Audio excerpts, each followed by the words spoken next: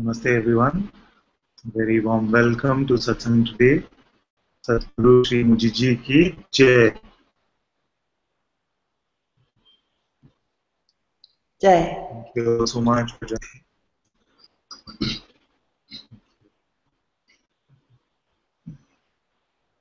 If you're in the Hangout, the way to ask questions is to unmute your mics.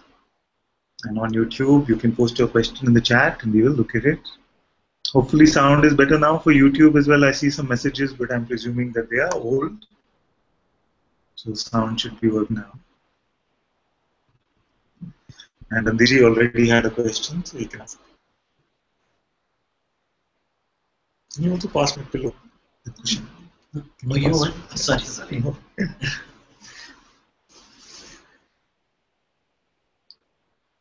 The understanding is there that that everything that we see is illusion. That I was listening to the holographic movie, and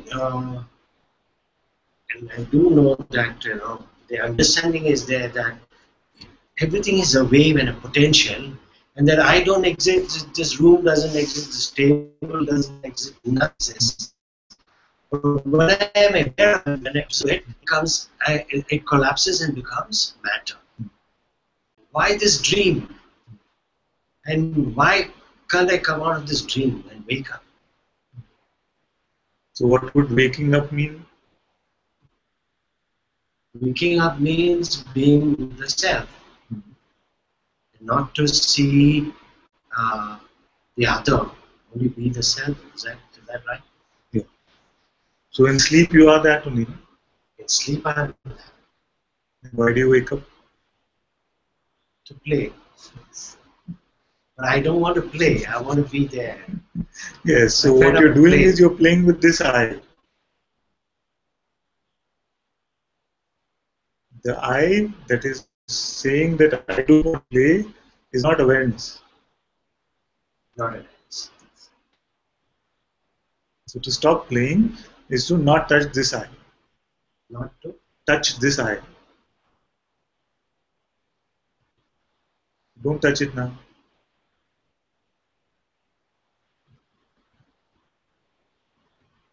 What's left?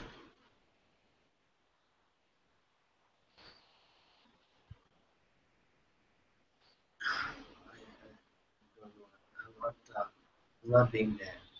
Yes, but this I don't touch. See, this voice is whose?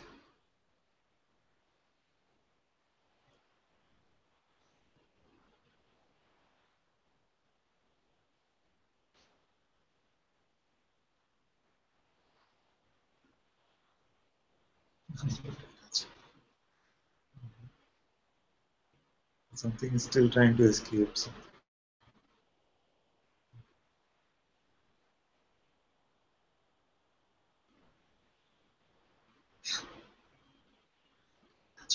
That's where I want to be. Yes. The I that wants can never be, and you already are that.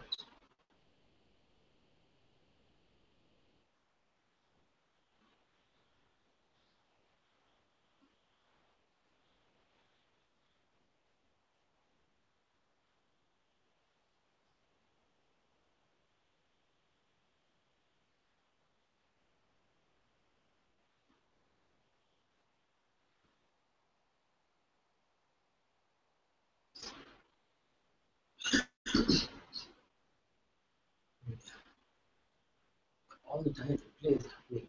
Play is happening. How does it you?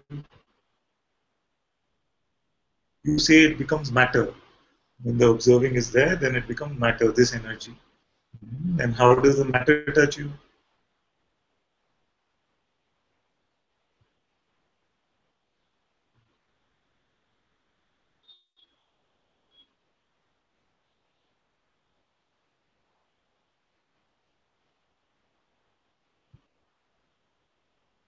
Energy and matter, same thing, is equal to mc square. Yeah. Yes. So if energy and matter are the same, then how does any energy actually touch you?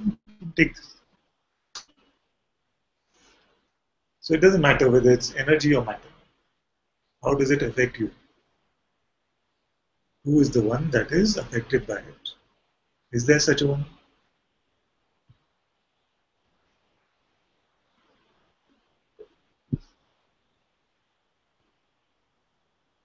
I always want to play. This is the same one. Who is this one who wants to play or not play? See, just 5 minutes ago it was saying I don't want to play. And now it is saying I want to play. It's playing all the time. Yeah. So there's an identification which is different on the shadow of the self.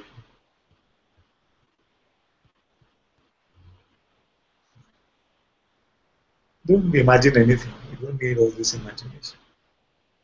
Just let's be here now and tell me what you see.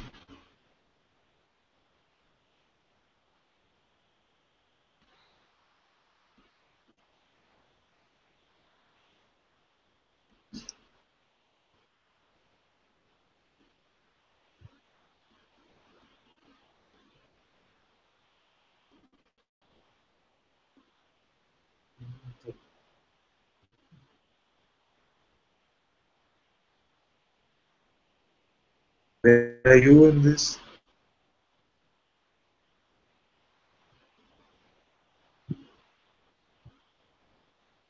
There's no me at that.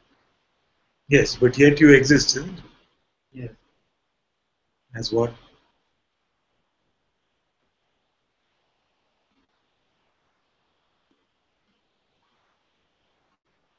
Who's that? Awareness. Now this one, does it want something to change? Does it want freedom also?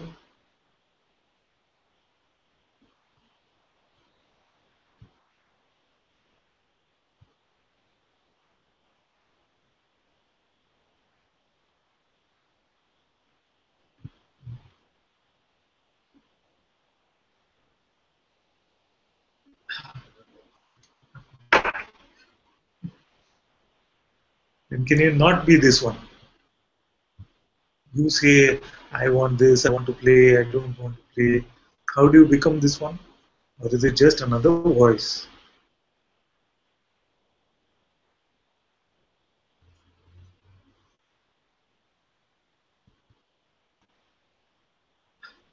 This one doesn't want anything.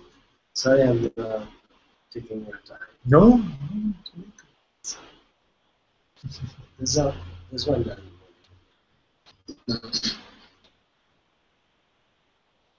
That's what I am. If I want to wake up, I'll just be there. Oh, the eye is not there. This one that wants to wake up is the joke, right? It's a joke. It's just the imagined one, the non-existent one, whatever word you want to say.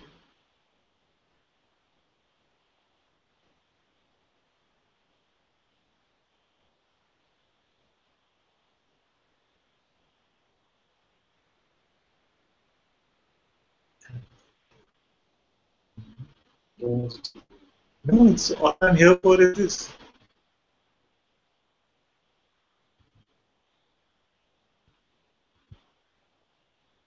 How do I live on a daily basis? Who, There's this who has body. been living so far? The body has been living? How did you make the body live? Oh, just made up stuff. Are you making the body breathe? Are you making the heart beat? Are you making the blood flow? Who's doing all of this?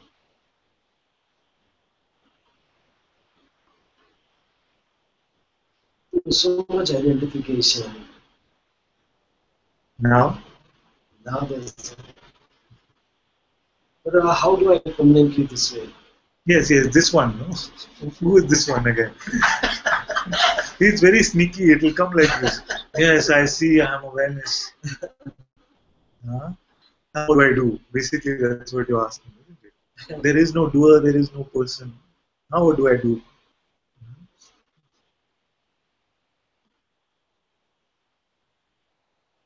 That's the whole problem. There never was a problem. So this one never existed. When the me comes in, the me wants this. Yes. But still, you are don't untouched. leave me. It's hungry. Yeah. But still you are untouched. That's the best part. You see. You in reality are untouched by the play of this false one also. It doesn't have the power to touch you even for a second, for a moment. Nothing is happening to you.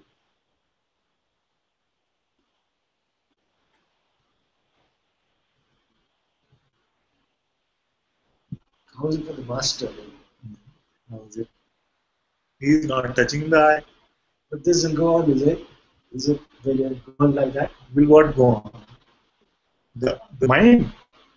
This something, the play. If you mean the play of appearances, yes, it will go on. You want it to stop? You go to sleep tonight, never wake up, you want that? Uh, Because ultimately it must be your own will as consciousness, as the one that consciousness comes from, for consciousness also to take birth. But no person can understand or control this. see, this is okay. It cannot be that all this play is happening without the will of consciousness. But it's different for different people. The What story, is different? Yes, the story is different for everyone. everyone. No two. And they choose it. They choose the way they want to be. Now there is who. If there's one being, Consciousness. yes. Consciousness chooses. Each one has to play a different game. Yes, every appearance has to be different. Just like every fingerprint is different.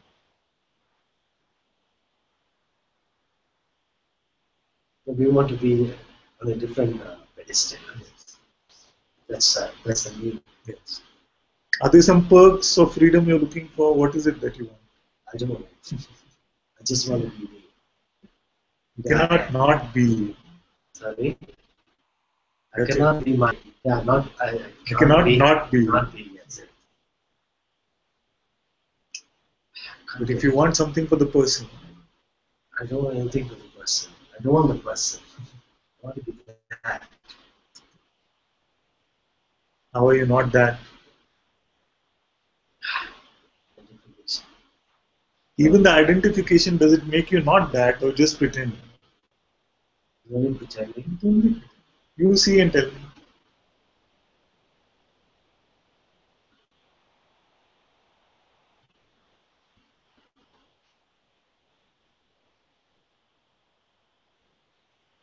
We've got a little bit of a lag between video and audio, just a little slight one.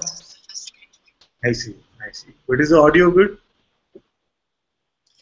The audio is audio very okay? good, we can hear you clearly, and it's very valuable. So I didn't want to interrupt you because we were loving the conversation. Yes. I feel just the audio, if it's good enough for now. Because we are on the right internet, there's nothing much more we can do. Thank you, Father. Thank you, Nidya. While the observing is happening, Yes. then you create your reality. Who? The consciousness creates a reality Okay, so observing is happening. Where is consciousness? in front of it. Yes, okay, consciousness is there then. It's coming You up. are where? I am that. I'm always Oh. the screen. From me, something is coming out, and then the play is happening. Are you the screen even? I'm not even the screen. No. Because the screen is present of the screen of time and space is present only in the presence of being. Even that is same.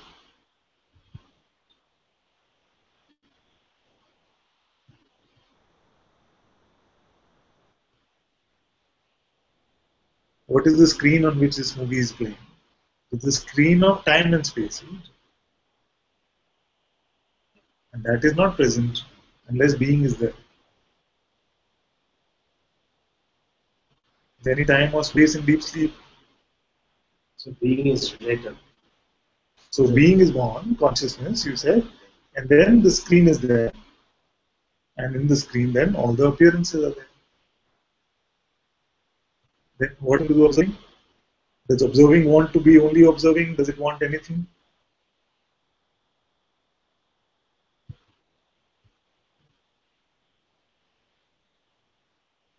Observing doesn't want it. Yes. So then the only confusion must be that when you check, you see that you are this witnessing, this awareness, but on other times you're willing to become a person. Other times you're willing, that's why. Yeah.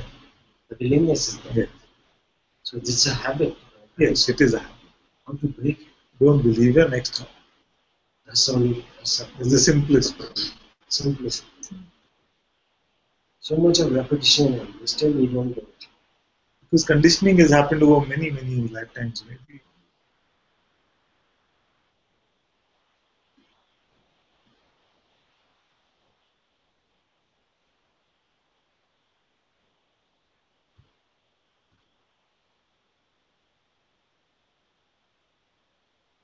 Stay as I am.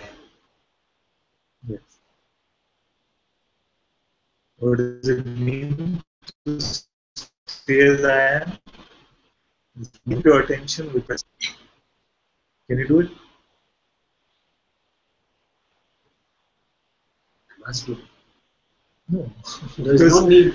Oh, there isn't. There Yeah. isn't a person to do that. Yeah. Although it's good, but at least I have not come across one who can just be in the I am.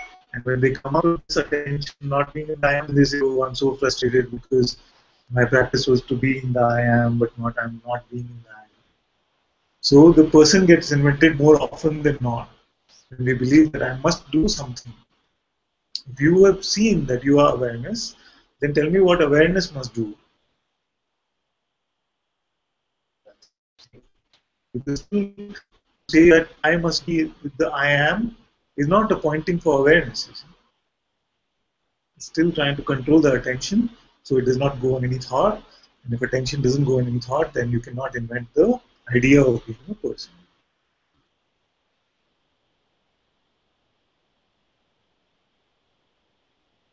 If it comes naturally to you, if it happens just on its own that your attention stays with the presence I am, no trouble with that. But even this seeming practice you need not do. You see? Because in this doing, the doer's concept doesn't dissolve.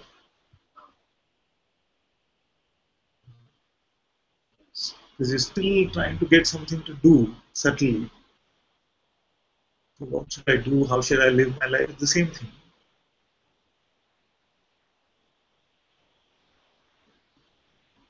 So don't touch the doer.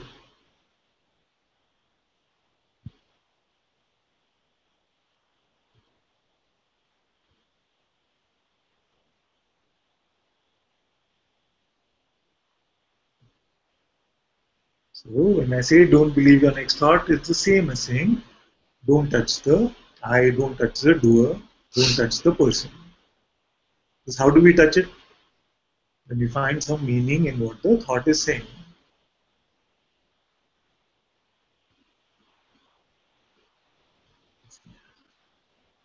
And I say don't believe because earlier I used to say let go of your next thought, and many would come to me and say I'm not able to let go.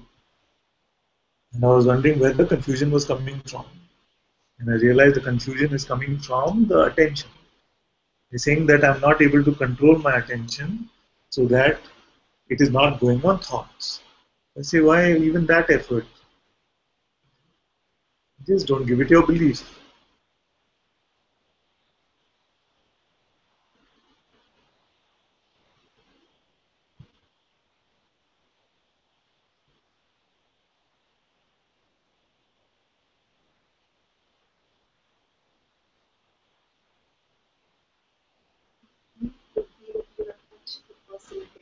Yes, all belief is troublesome. The truth does not need belief.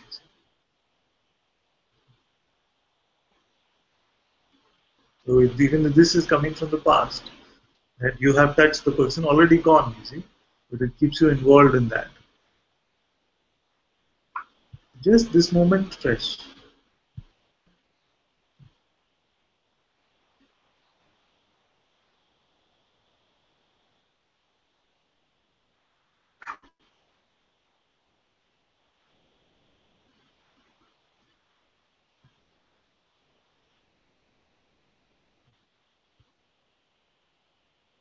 So what happens again? Please. Again is not. It's okay. So again it becomes a meaning. So as No, it becomes a meaning without giving a thought. Show me how.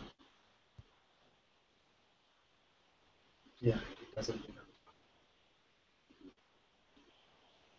What did you believe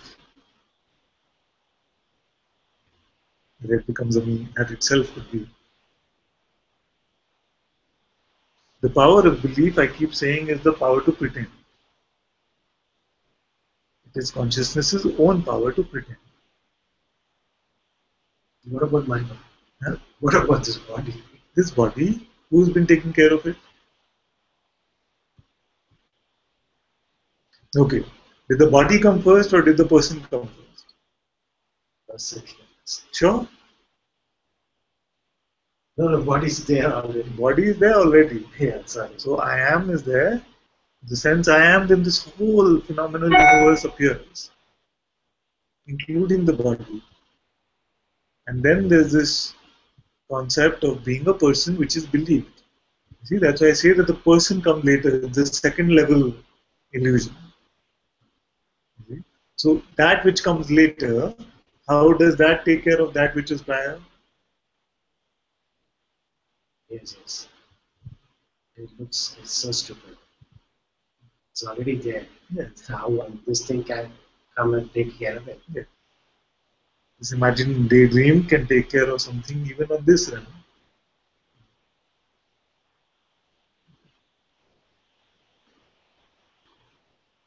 So then how did the body come? Who created it?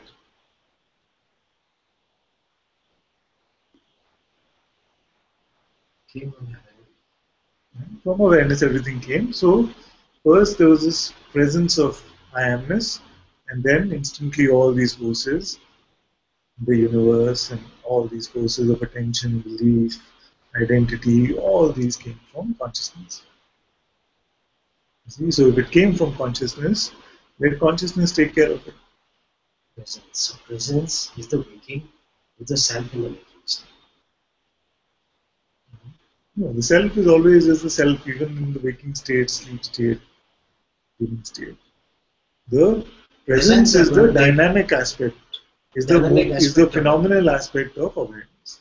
So presence is going to take care of this Yes. body, that body field, the body.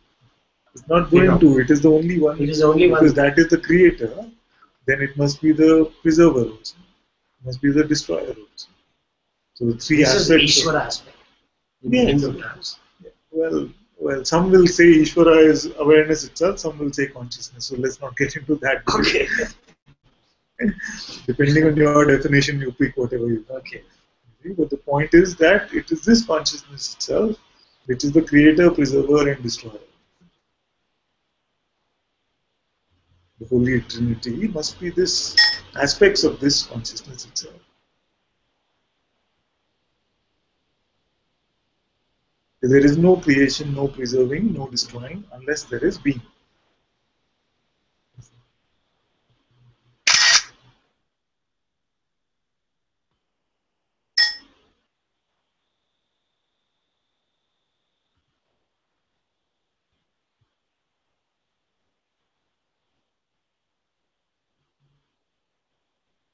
You must be able to now check on all of this and speak these words yourself actually.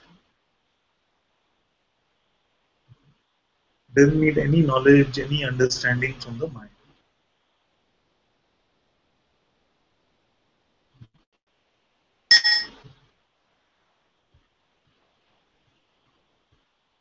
Also, don't make, for all of you, I want to say that, don't make the speaking about it or not speaking about it a big deal.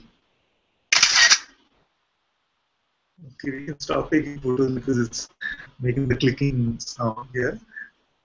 It's okay. Beloveds, that clicking and that taking of pictures is actually audible to everybody and it interrupts everyone's satsang. So please don't, thanks.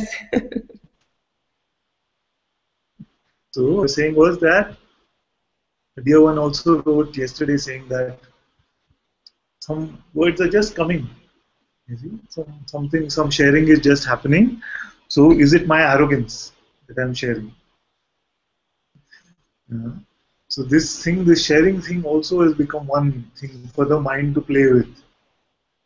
Whether it's arrogance or whether now it's satsang that is happening through me, forget about both of these. The mind wants to make a conclusion either way. You see. Even you said the other day, no, that there's something here that wants to give everybody gyan in some way or the other, but when somebody else is talking, then you don't enjoy it so much. It's very nice. Honestly, you can say that, you see, because this is like this. So the mind wants to play with this and say, oh, now you're just being arrogant. Now, okay, this is not arrogance. This is satsang, man. This is satsang. You got it.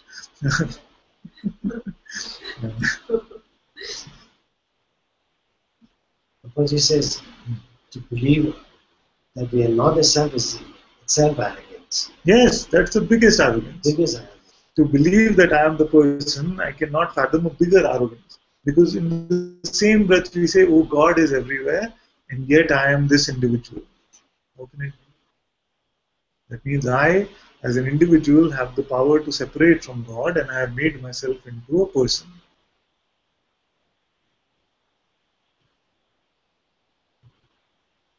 So to say I am God is less arrogant than to say I am a person. But to say I am a God personally is maybe the worst arrogance. That is the trouble that many of us follow. Feel that I personally have now discovered that I am God. That's a bigger arrogance. I feel that is even bigger.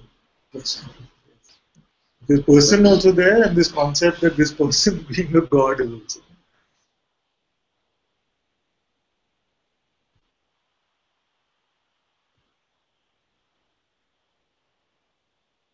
It's okay. Arrogance, whose problem is to take care of arrogance also?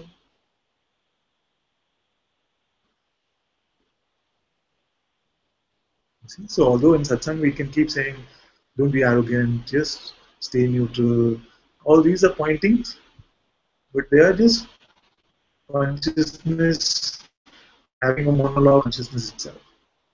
It is not something for the person to do. See, because if I was telling a person don't be arrogant, then I'm believing. So judgment itself is a Yes, lie. yes. But there is a difference between seeing the color red. You see, you say that seeing the ego itself is ego. I say mostly yes, it is true like this, especially in personal relationships. But to see that this is water is no trouble. When you're awake, you will still see water is water. You see, and this is a phone. You will still see it. In the same way, you will see, okay, this mouth is speaking as a person. You will see it. Doesn't mean that there's ego here. See, the master did not have the capacity even to tell whether these words are coming from person or they're coming from pure being. Then what is the point of having a master? So, but if it makes a difference to the master, then it is a problem. So, if your words are coming from the person, but the master's person is coming up in reaction to that, then the master needs to do some more inquiry. But if it can be seen that yes, person is speaking, it's okay. I know that you're still the self. Your mouth could be saying anything. So you will not lose the ability to judge in this way, to see, but you will not make a judgment, so to speak.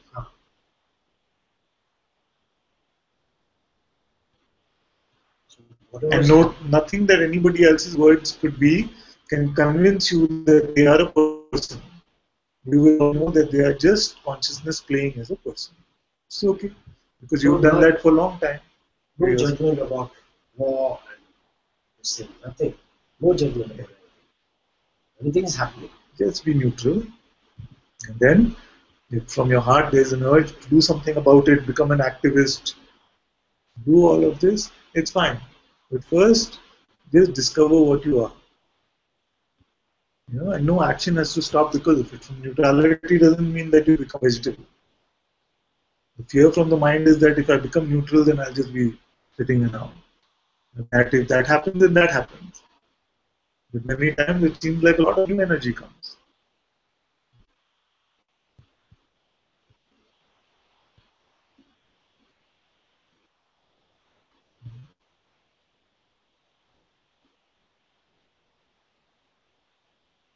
Don't let anything convince you that you are a person. Even war, anything.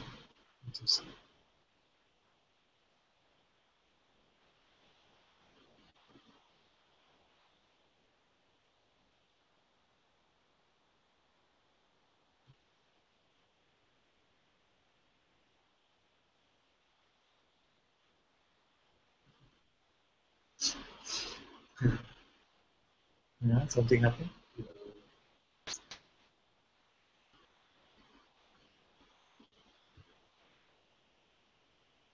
You see, I want to be very direct with all of you and not beat around the bush. Because you're here now, I don't know whether you're here tomorrow or not, whether I am here tomorrow or not. Nobody knows these things. You see? In this Hangouts, we are seeing this ability for the mind to take you on some trips. You see?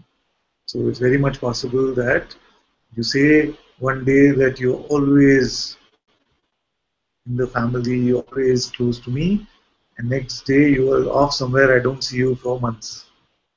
It's possible. So today you're here, today you had the openness to ask a question, so today let's take care of it.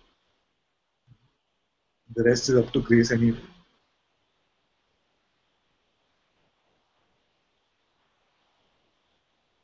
Okay, there's some requests to come up. I'm not seeing much YouTube chat today. Is it my YouTube or everybody's quiet today, which is good news? Father, there isn't much YouTube chat. I posted a comment by Devika and I don't know if you missed it because you went out and came back in. From Palat and from Devika. I'll read them just now. Thank you, my dear. Palak said, Father, I am unable to attend Satsang today. Burning and seeing is happening after Friday's Satsang and person tantrums. Already you say, in quotes, person tantrums. That means you see it. Special identities are beautifully burning, and I am very grateful for this. Following your pointings, surrendered all to you, my Master. Grace is looking after me. Thank you, beloved Father. Thank you very much. And it's an auspicious burning. Auspicious burning.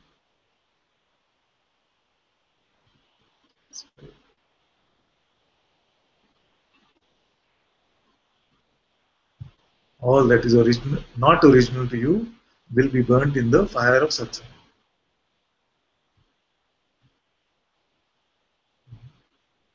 And it does feel that it gets too hot sometimes, this fire of Satsang. But that is the time where you must stay. That is the time where you must stay. You must stay and you must say. Even if you say or don't say, at least you must stay. This is very easy up till then. If the strong burning starts, it's very easy.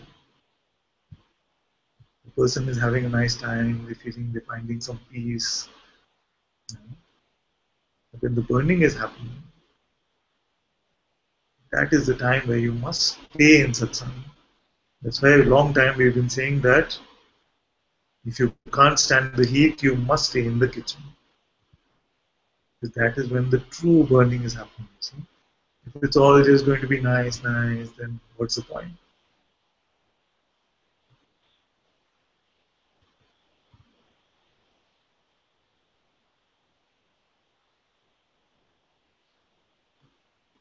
When it is strong like this, it seems strong like this. When it seems inconvenient, when it seems terribly boring, all this is the time where all these buttons are being pressed. And it seems like I'm making no progress, and it seems like there is no end to this, and it seems like it's all rubbish. And you must stay. You must stay and you must share also. I have no trouble. You come up in the satsang and you share. And so many, like Parvati shared the other day, so many have been benefited by it. I sent her another email from another friend who I've never met actually, and he started corresponding, and he also gave a shout out to Parvati. So what the mind can say is such a strong thing, whatever it can say like this, but it can be so helpful. But come with that integrity. Don't just come just like, oh, Ananta said that you must come and throw a tantrum, so today I will throw a tantrum because it is very not like this. Come like this. And you say,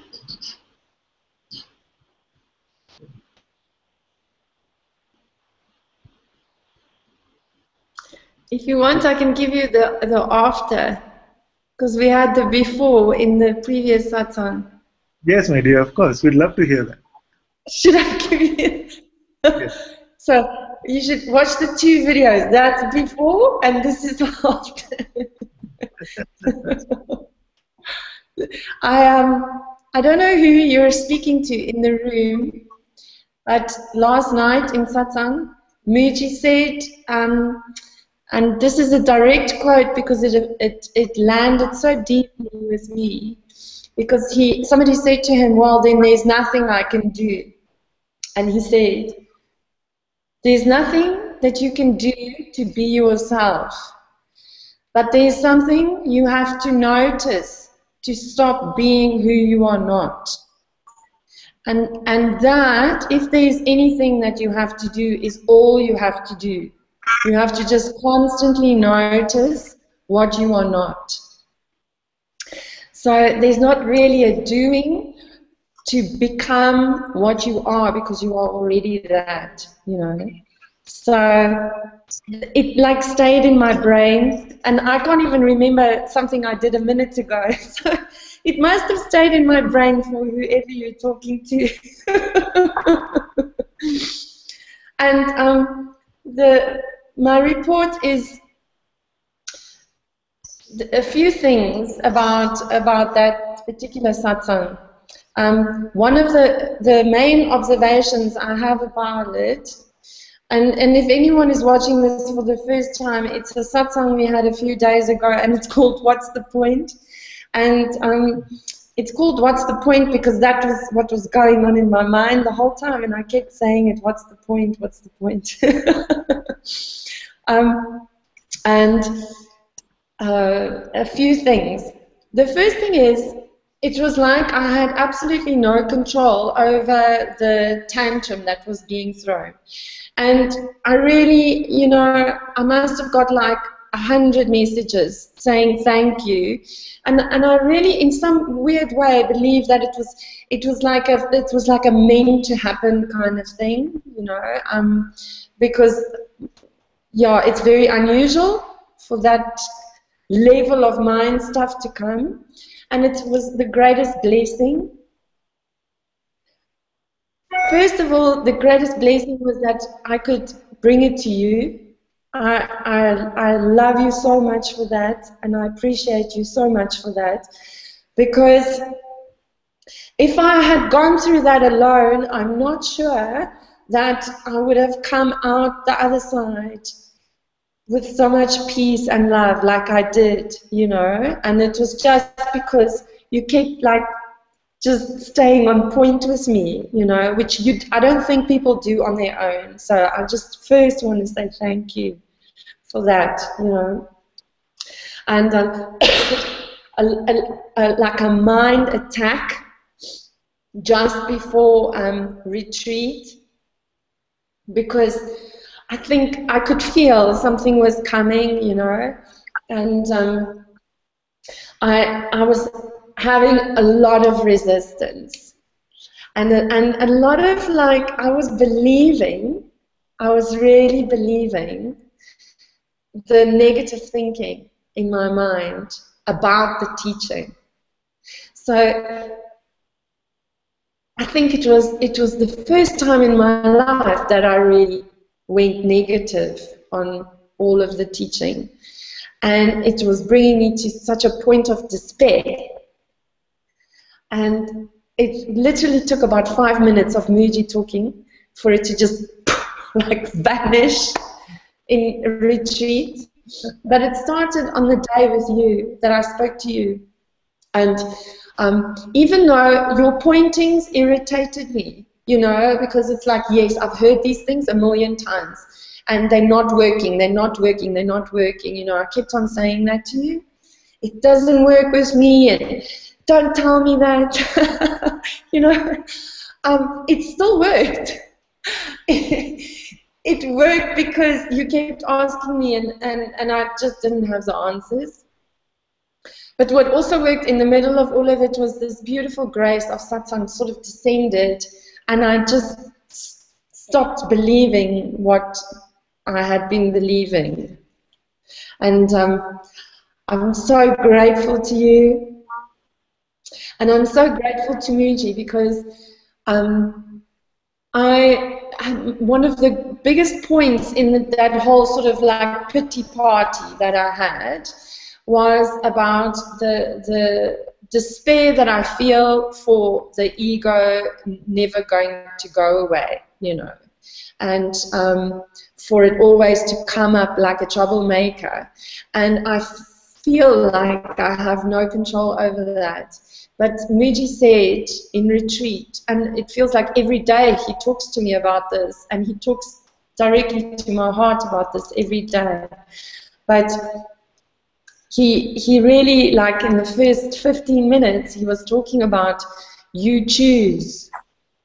You choose. Every second, every moment, you choose.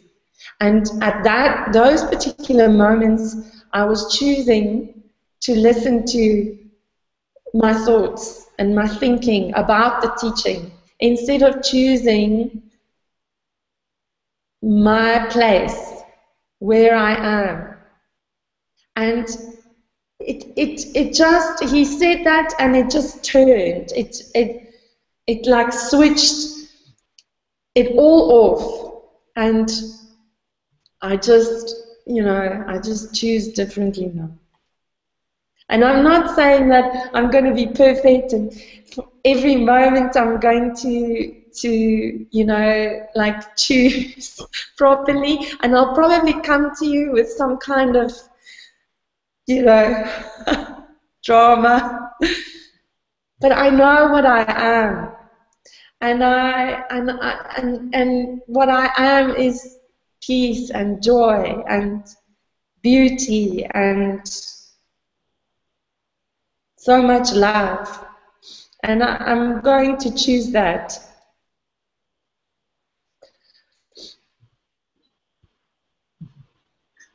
Very beautiful idea. You know, the best part is that any egoic energy has only so much energy. You see, it cannot last. It can feel like it can go on forever, ever. But for us, at least me in the satsang, what I noticed was it really came to its peak, and it just went like a balloon out of air. After that, when you said, you know, yes, like everyone else, I can put on a smile and say thank you so much. And I feel that was the end of this energy, and it got like released, because in your face itself it fell. You see, the face itself, this energy was not there anymore. Because from the start of satsang, your face had this energy which was there, and then you said, you know, and just maybe just saying the word thank you, something got dissolved very fast, and then the polarity came back. So if somebody can see a before and after, they can see a before you saying this and after you saying that, there's immediately a transformation. Ran out now, isn't it? It just ran out, isn't it? It did. It just, yeah. I'm so grateful to you, Father. I'm so grateful for this space, this, even though it's online, you know, this beautiful temple we have, to this beautiful, I don't know, silent space that we have, that we can come and speak to you, and that can happen. It completely dissolved. It went away, but it is, and it is, you know, the whole time I was thinking, it is so far away. I cannot actually believe that it happened, because now it's so far away. It's just, it's completely gone, you know. I can't even conjure it up. I can't even, like there's no remnant of it. I love you so much. I love you so much. Thank you. I'm so grateful. I'm so grateful to you. So much. That's why the lesson in this for all of us is that when these things are coming, they're getting our belief. Do what she did and you bring it to Satsang. I always say this. You see, because many of you will have these periods of despair, these periods where it says, what's the point? I'm never going to be free of ego. All these things will come. You know, and this thing is very like this, oh, what's the point of satsang? If it triggers like this and makes a home there, then maybe I don't see you in satsang for many, many years, many lifetimes also, who knows. So it's very important you see this, and she said, and it was very uncomfortable for her. I could see, you know, initially she was like, there's something, I want to bring it up to you. And it was not her, because she's always this bright light which is shining so much. That day it was not her in the beginning, it was more like there's something which is burdening. So, and it was so beautiful to see that unravel. You see, to see it get removed like this was very, very. Actually, like many in the Sangha, we all wanted to just go through, hang out and give her a hug. But sometimes I don't come into that consoling mode, because I want it to come out. You see, I want it, sometimes I even provoke it. Sometimes I even provoke it because I want it to be all vomited out so that it's gone. Sometimes to console too early also becomes then a problem. When in somewhere something still stays and says yes, yes, see others also agreeing with me. There's actually no point to there's no point to satsang. They must be consoling me because somewhere they are agreeing with me. So it's very good if you just let it all just get released. Then you find that it's just like a bad dinner I ate last night. That's all it was.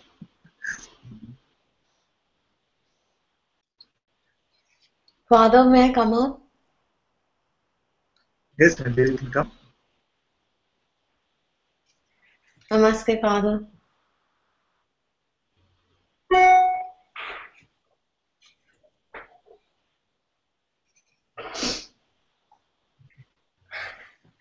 You know, as you were saying, it was just as if the same thing was coming up for the last, I think, almost 10 days, that I was traveling for a week and I could not be a part of the satsang. And so a lot of burning was going on. And I think today was the day that I wanted to be in the kitchen and let it burn. Good. And so I don't know, I did not see that satsang in which Parvati ji had a question, but as she was talking, I felt so one in the heart with her. And today, I don't know, it could be like just Grace sending this, but yeah, I got a mail from the Sangha saying, listen to this satsang, that what is the point or something. I think it's the same one that Parvati ji spoke about her doubts, and I think I'm going to listen to that after today. But Father, it is that been seeing a lot of doubts coming up, and somehow as if I gave attention or to one doubt or the belief to one doubt, and suddenly the floodgates just opened, and it's like a flood of doubts now. And What was this one? You can share. It's okay. What was this?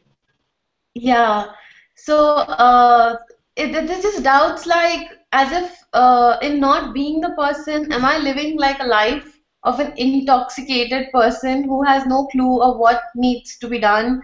Like my daughter was leaving for a camp, and I was just so clueless about what to pack, and otherwise my mind would work like 10 folds more than what is required, and I would plan a zillion times more than like a normal person.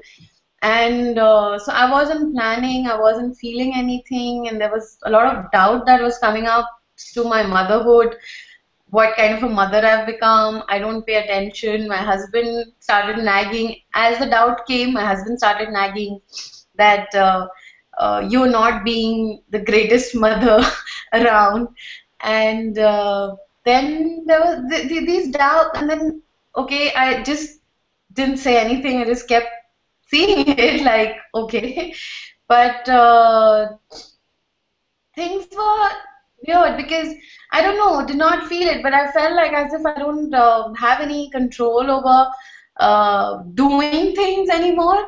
And then there was this doubt that came up last few days when I had to meet a lot of people and just don't feel like socializing too much. And so there was this doubt that I cannot converse with people anymore. I cannot, I don't have any knowledge or anything. I've become like a dumb person, and I don't have, it's like it's actually, I'm so tongue-tied with my conversations. I do like hi, hello, and the normal general greetings, and so, and I'm like, what more should I talk? What more? And these doubts, they were just so I see them, I laugh over them, but but somewhere they are getting some belief, and I wanted to expose them because it's like it's again I felt was like an ego where oh I know these are doubts, but I don't believe them. But then somewhere the person is believing them, and that's what is somewhere not like a worry, but it's like a it's like a understated suffering that you have, and then you start doubting yourself and your existence, at what kind of a person or people are not interested. And I've seen, Father, the moment these doubts come in the mind, and I see the complete projection of what I start feeling with the people around me. Like, so it's become it's all related to the mind. Everything is my mental reflection. Like if I feel bad about myself, suddenly either my husband would come or somebody would come to make me feel bad about myself. And instantly, if I catch it and I dismiss that thought, things change. So constantly, it's been in this whole space of seeing how the mind is really projecting um, in the world. So I don't know. I don't know whether I'm suffering or I'm. I wanted to expose this, and it's like my daughter is now unhappy. She went like she's always been a super confident child who doesn't really need a mother, very independent. So, and she told me when she went inside the airport, she's telling me, Mom, please don't cry and all, huh? And don't get me embarrassed in front of people by crying and all, and I'm cool and everything. So I'm like, okay, yeah, that's fine. And so I kind of held myself back because I was really trying to feel that I need to feel being a mother and how it is. And I'm seeing all this drama that's happening, and yet I'm trying to feel things so that I can feel some connection or some attachment. And I'm like, okay, then I suddenly felt when she left, I was like sad. And then I knew that she would not, she'll be confident and she'll be happy and everything. But when she reached Switzerland, she started crying, and she's been like Mama, I want to come back. I want you. And she's been crying like two hours. She called me and she's crying. And I'm like, I don't know whether it's my inner state.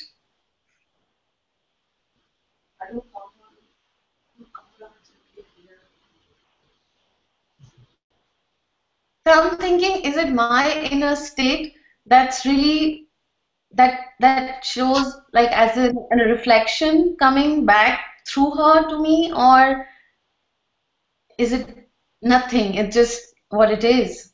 It's just happening.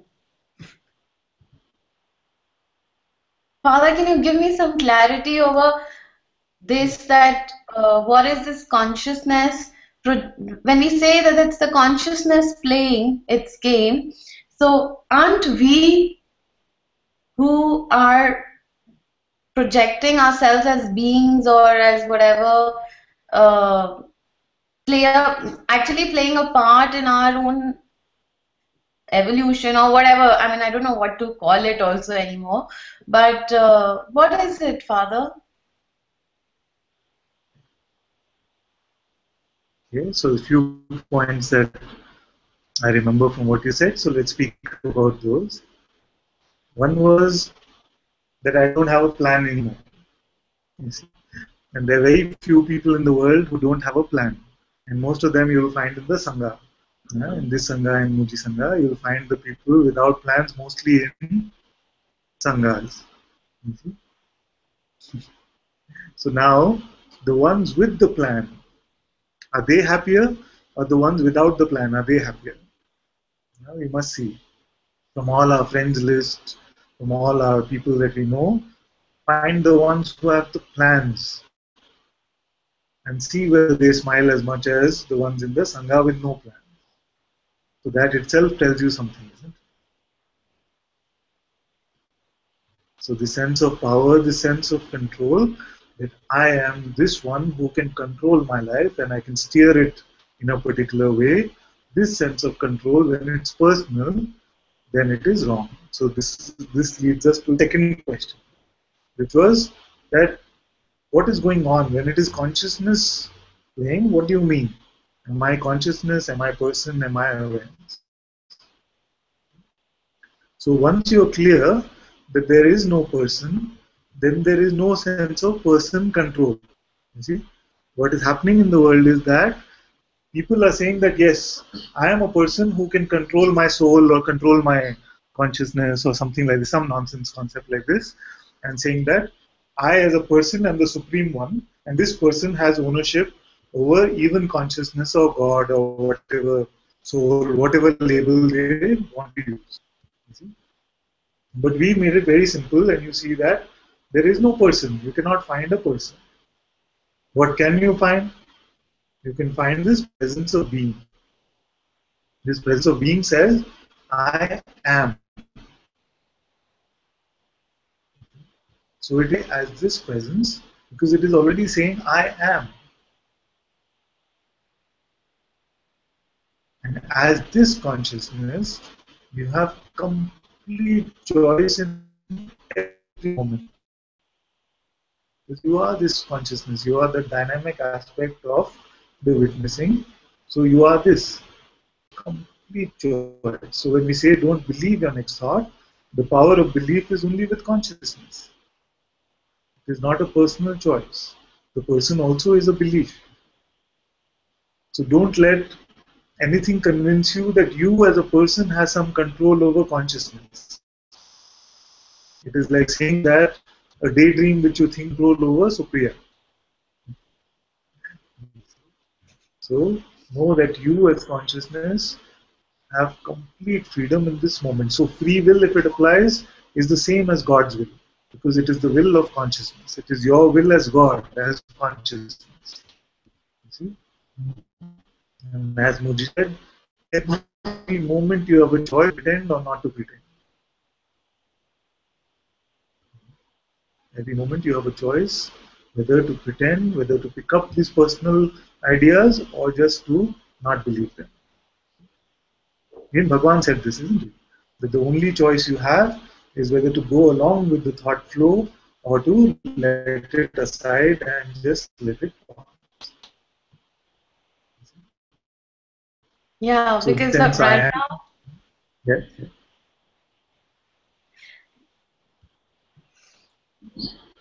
there's a lag, so sorry about that. So,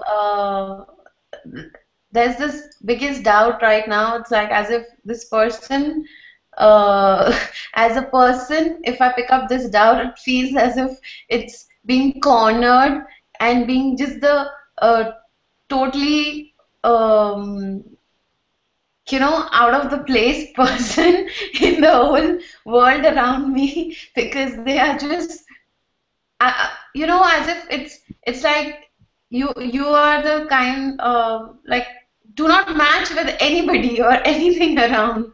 It's it's something which yeah, is let me give you an example which will make it very clear for you. Huh? About this planning, am I being the best version of myself? This is what the voice is saying, isn't it? Are you being the best mother? Are you being the best parent? Whatever it is saying. Huh?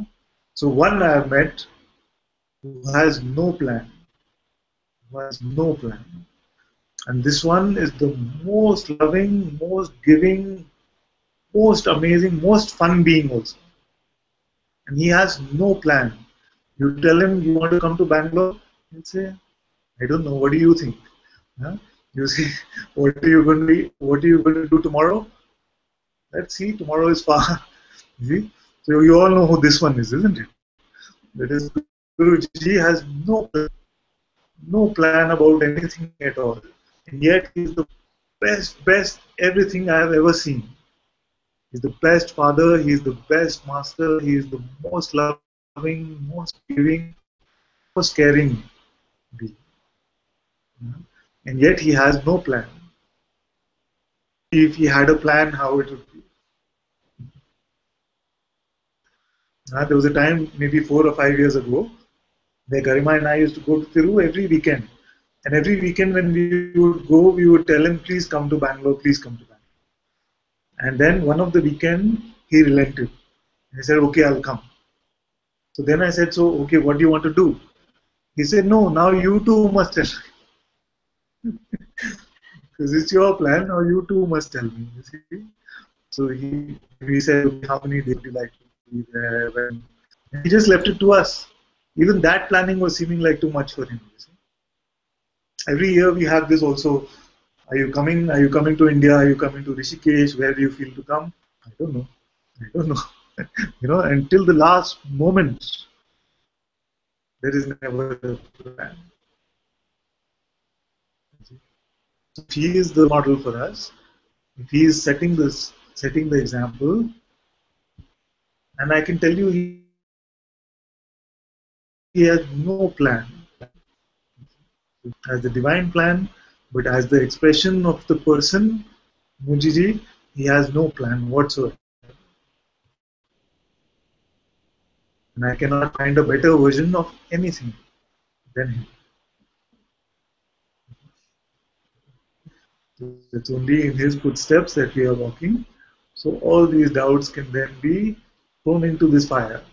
Thrown into this fire to see that one who has no plan, he himself says so often, isn't it? I have no past, I have no future.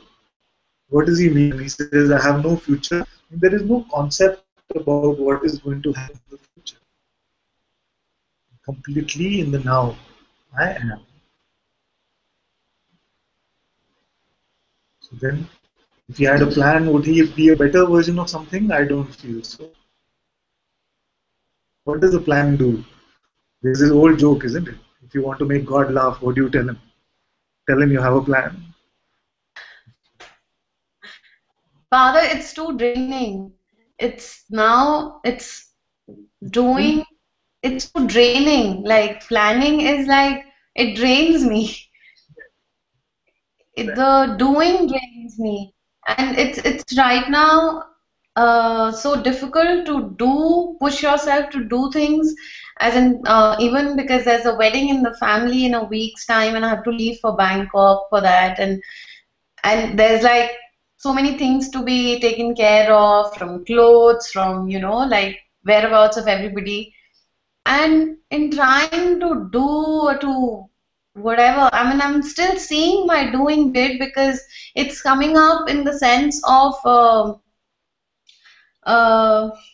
where I'm just still seeing, Father, that there is a lot of doing in the sense of trying to be at a certain level of maybe looking good enough, or like because of the family, this thing that there's so many social family protocols or rules, or you have to look in a particular way, so you are like struggling to get better clothes made or something like that. I mean, it just sounds very small or whatever, but then these are these little things that I'm seeing that are coming up, and they're like constantly, and which harrow me now, because it's like I can't do to go get new clothes, and it's like a pressure now, and it drains me. It just drains me. I can't do shopping anymore, and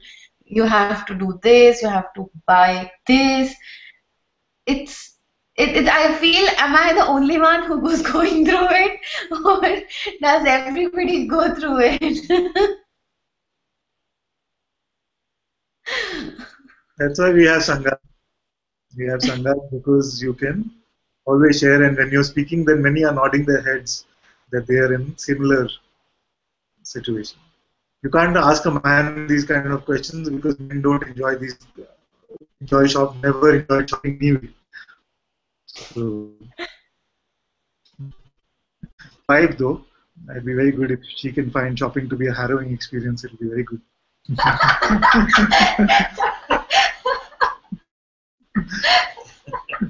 There was this post. There was this post on Facebook that I saw a few days ago, which was they've created a Tumblr blog about men's photographs when their wives are shopping, and it was so amazing because everyone was just on their phone, sitting in the corner somewhere, and it had the rich people like Anil Ambani was there. Some of you know these people, so it's very good if you are to be a harrowing experience, but it is breaking some stereotype at least.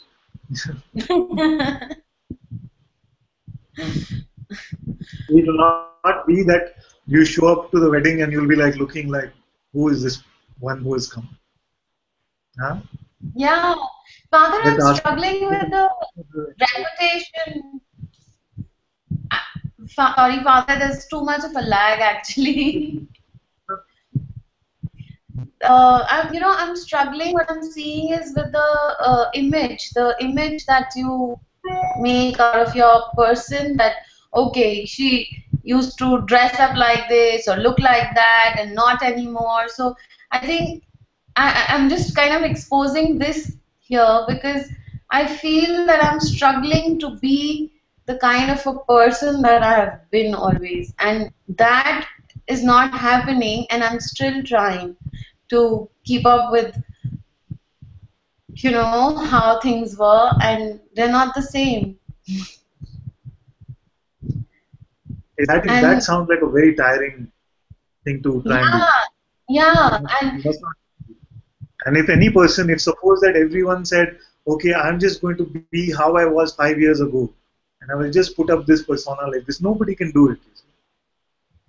Your husband, your family, nobody can be the person that they were 5 years ago. Because life changed. Life is changing. And for one who is discovering that they're not a person at all, for one who is discovering that they are not a person at all, then how is it even auspicious to try and forcefully project a personal picture of anything? So let life decide. Let consciousness, let God decide how it wants to project you. Who is concerned about this? That one you give to me right now.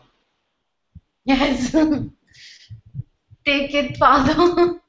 Right now, I think I can really clearly see it's trying to hold on to the person that has changed actually, and it's I can see the struggle there. I really can, and it's like, you know, I want to hold on to how I was to people, how I used to talk, and and somewhere Father, also this person who's feeling completely aloof or left out from the rest of the world, like from the rest of the family, cannot really converse, cannot talk. I don't know.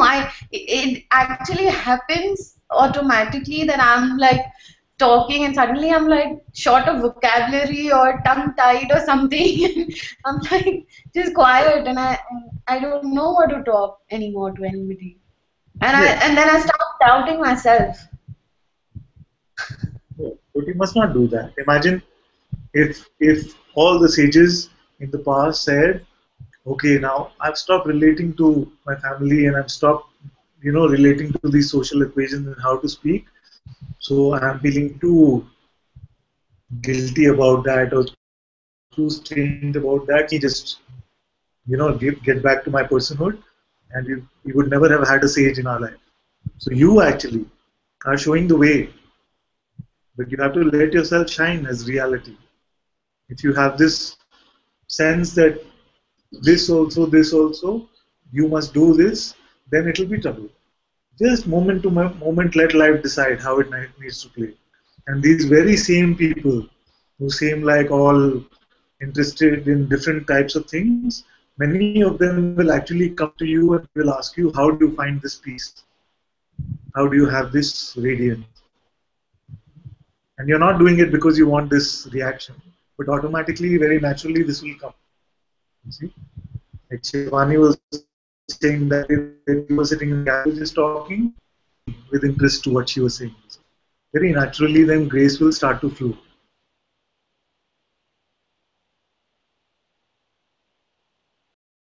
Father, is it um is I don't see anything. I've also lost him for a second, so I'm just giving him a second to come back. He's frozen, so that usually means that he dropped out. My love, I love you so much. I love you too so much. You know, So nice. I must tell you a little anecdote until he comes back. Yeah. I used to spend a lot of attention on how I looked and clothes and things like that. It was important for my work, and I was a film director, and I had to look very fashionable all the time. And so obviously all of that has fallen away, and I had similar kind of thoughts about like not just being able to muster, like, the same shopping, that I could give no importance to what I was wearing, and then the one day, completely out of the blue, my husband said to me that he said, you are more beautiful with the peace in your heart than with any clothes you ever wore, and you will wear beauty and peace so beautifully that you will look 1,000 times more beautiful at the wedding in your oldest rags, because your light will shine from inside, And yes, you'll go through the motions and you'll put an outfit together and you will still look beautiful because you're beautiful. But your light from inside will make you look like a princess.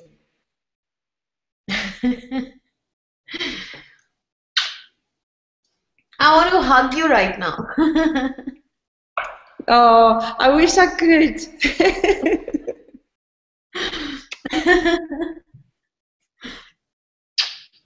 There he is. Love you, love you. Love you so much.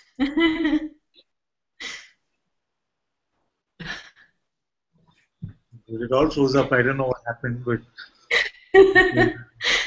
Father, only you did, I think. We all were having a good time. will I go out again?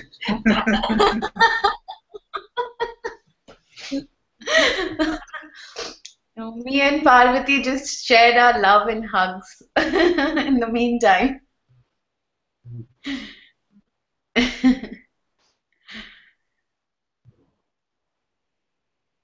Thank you So so you much, must not let Father.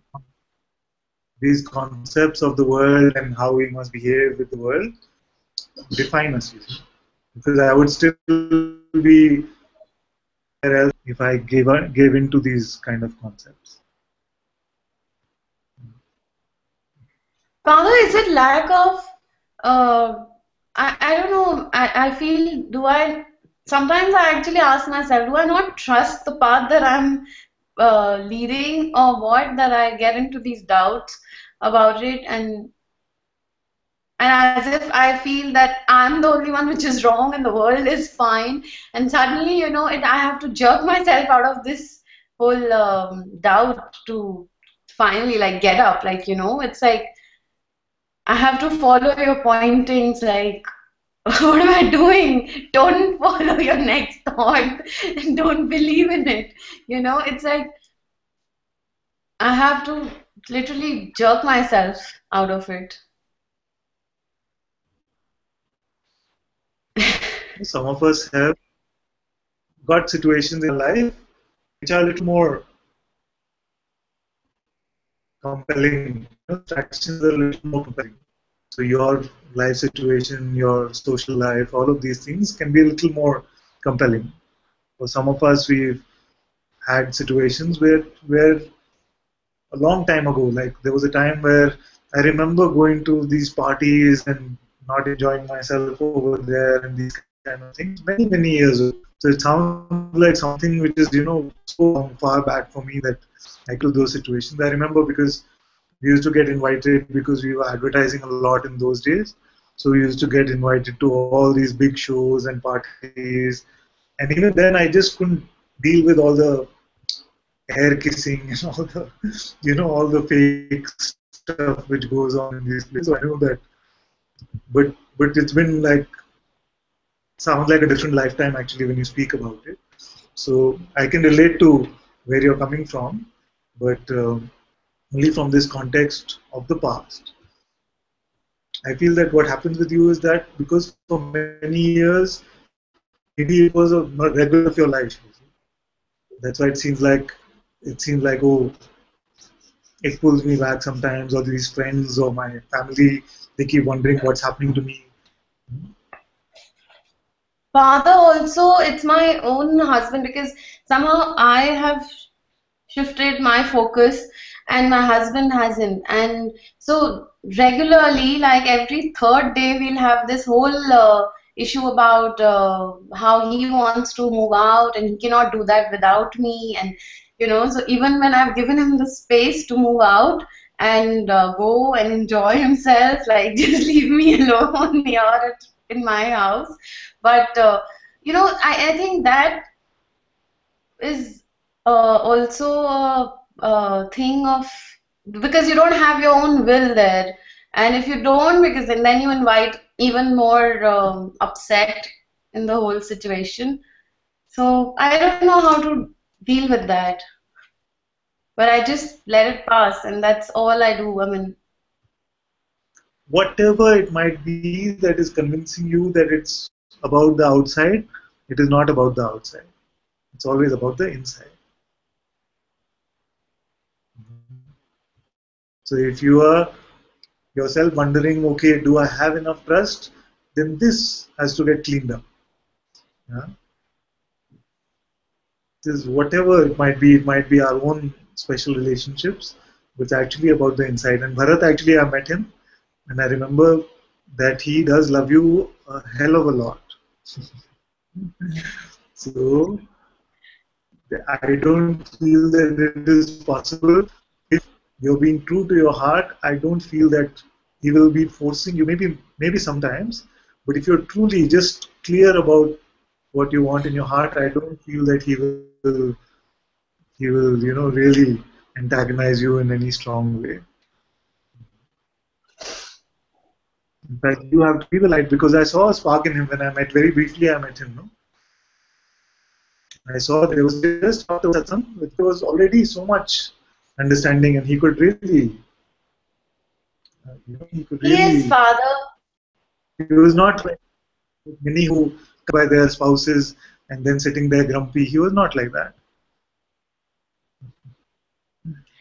No, it's not that, Father. I think he's going through his own struggle of he's trying very hard to not be in it himself, and he's like every time we have a argument, so he'll say, "Don't try to pull me into satsang with you. You know, I know you're trying all your level best, so that I also start doing satsang, and this is all that's left in your life, and it's not my life."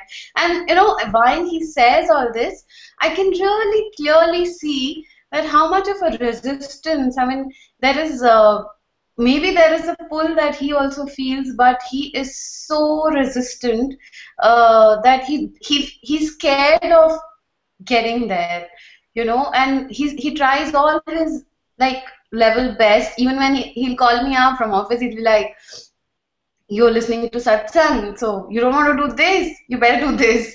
Listen to it later, you know, like it's I can sense his own resistance, but maybe again it's my own resistance somewhere that you're talking about.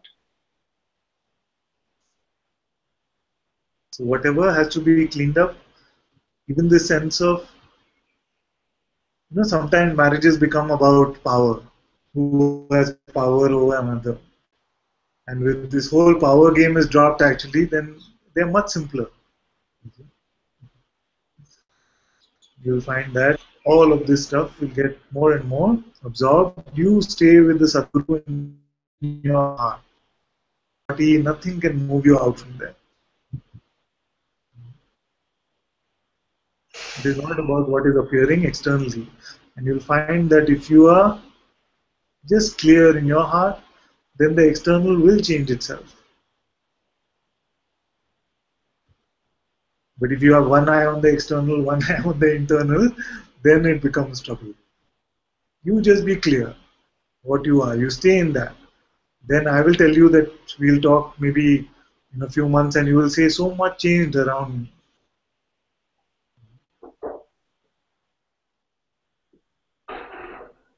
Yes, Father. Nothing outside can pull you away from satsang anyway.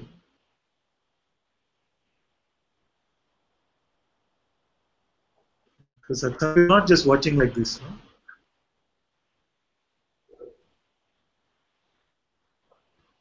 Don't pick up Priya, come what me. Then show me the truth.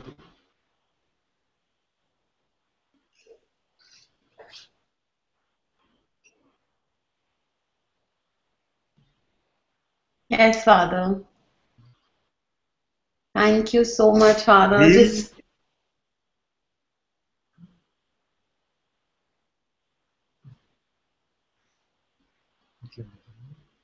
I was asking whether it's a deal or not. Yes, Father, I'm giving this one to you now, and I don't want it back. If you don't want it back, then you can't get it. Yes, totally, totally to you and to your feet. And I truly can see. It's more of a knowing and seeing that, as you say, to be the truth.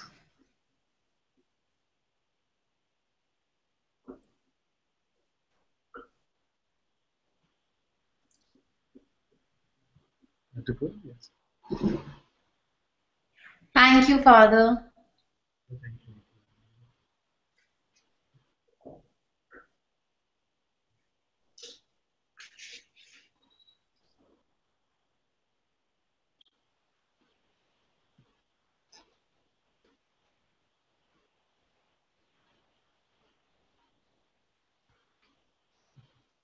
Have a good satsang.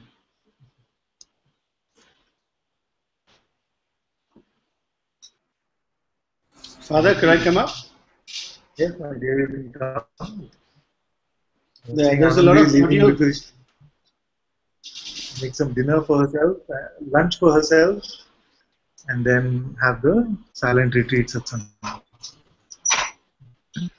Is there a lot of lag? There is some lag, yes, Father.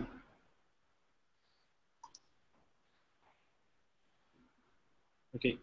Can I begin, Father? Yes, my dear, please. Okay. So first, I wanted to tell you, Father, that since Friday, there's been a lot of just a lot of energy coming up, and a lot of negativity coming up inside of me. I've just kind of basically kept quiet for the last 3-4 days, but it's been fairly negative inside. I've been watching it, and I know that the negativity is not me, but it's been there, and yeah, so I've just kind of stayed with it. At times I've identified with it, but uh, enough points in the last few days where I've kind of just allowed it to come up and be and dance around me and stay around me, Father. And it's just a report. I'm not saying this that something needs to happen. I'm just giving you this report, Father, that this is what's been happening. I even had doubt this morning as to why am I going to Bangalore on Friday? What am I doing? Why am I going to Satsang today? And despite the doubt, I find myself here in front of you.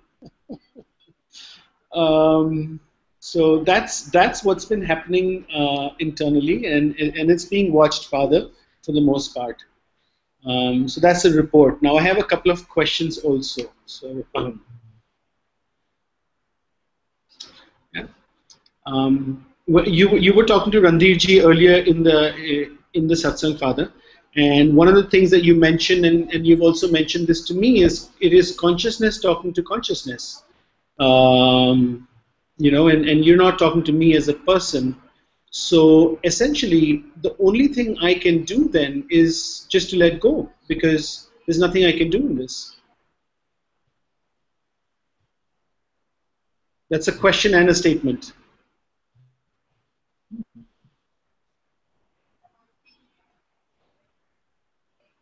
And you are speaking as what now? Sorry, Father? And you are speaking as what?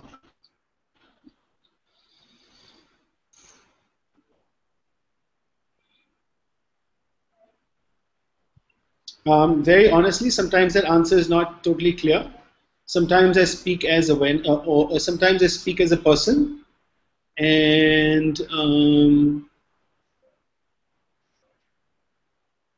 sometimes when I don't speak, the answer is clear to me. If you know what I mean, it's kind of like the speaking kind of destroys it at times. That's okay. The question was that there is nothing for me to do. Right. Yeah? There's nothing for me to do now except to let go. Right. So before I can answer this question, it must be clear who you are referring to yourself as.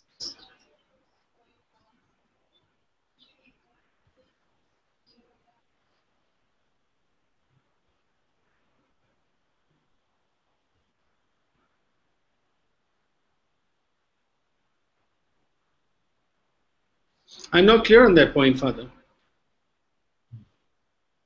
At this point, right now.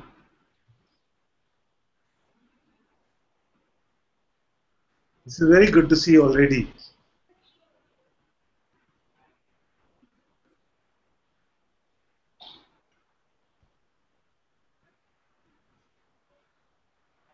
So now first let go of this concept itself of doership. Because when we refer to doership, we are speaking to the concept of personal doership. That as a person, what should I do or not? But if you already see that we cannot find a person, then what can a person do? That which cannot be found. How can it ever do anything?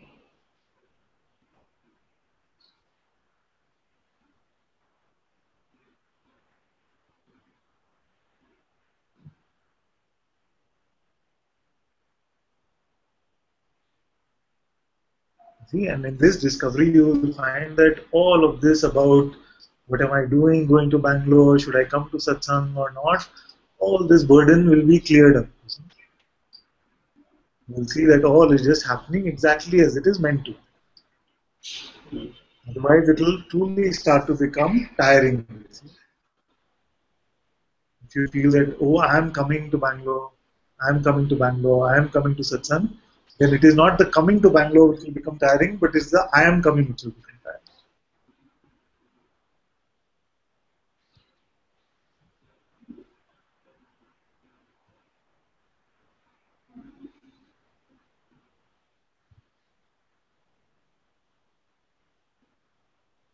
So, as we were speaking last time, it is the appearances around you which are changing. It could be the appearance of Bangalore, it could be Pune, it could be your office, it could be your home, but you are not moving.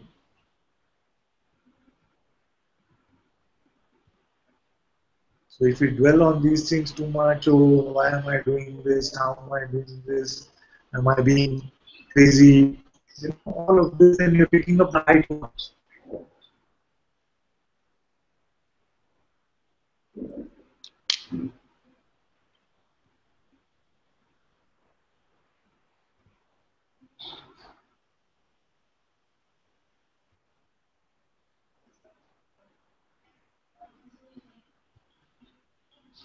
Yes, Father.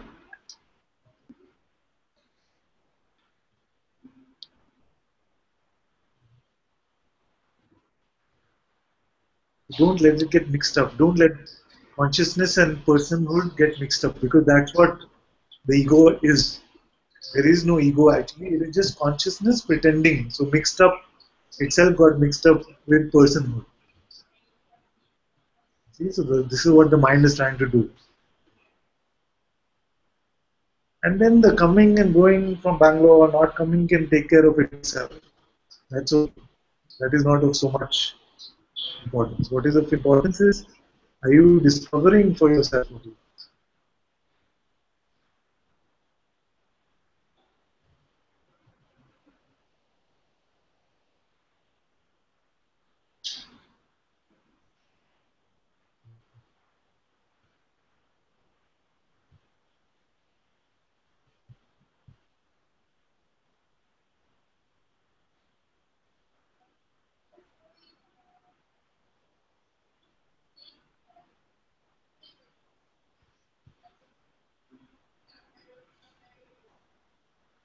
That's why I started, when we started Satsang, we started saying that for a while it seems like it's very beautiful, it's the best. I found utopia, isn't it? Initially, so I found the best thing possible. I wish I could just be in that. And after a while, it is natural for some sort of doubts to come, some sort of tricks for the mind to play. And it is more important for you to stay with the satsang in your heart during these times.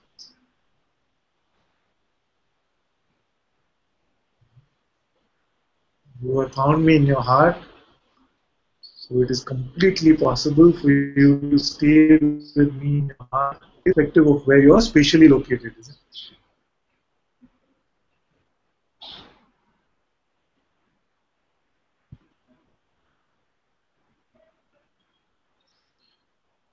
Otherwise, the mind can come with all sorts of things about independence and responsibilities. And I don't know. I've heard all types.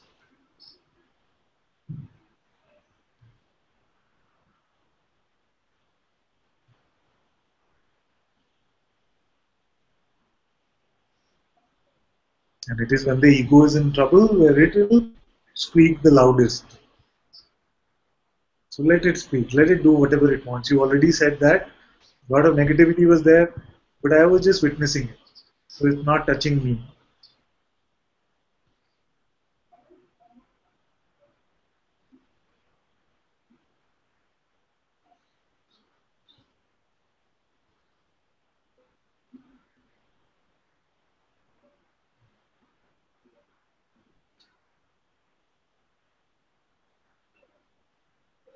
Thank you, Father. I just needed to hear that, and I also wanted to just expose that to you, Father. Very. Yeah. I have one more question, Father. I would like to ask you, which came up also during your chat with Randirji. So we wake up, consciousness creates this world, but how do two seemingly or three seemingly or 100 seemingly different people create the same world in the same room in the same and the only option could be is the same consciousness running through all of us, but the mind just doesn't understand that. Yes. Just like in the dream, there can be millions of us. But where is the Right. dream? In me. So all In the is one dream. consciousness. If not the millions of consciousness seemingly coming together and putting the dream together. It is one being. Right. It is projecting the So, entire appearance, including the appearance of this body. so then, if it is just one being, that means that does that not then signify that there is no other being? Yes. How could there be? That's why we say it is all about you. So does Palak or do others not exist as individual beings, or are they only pure projections in forming? Anything which comes and goes ultimately is not real.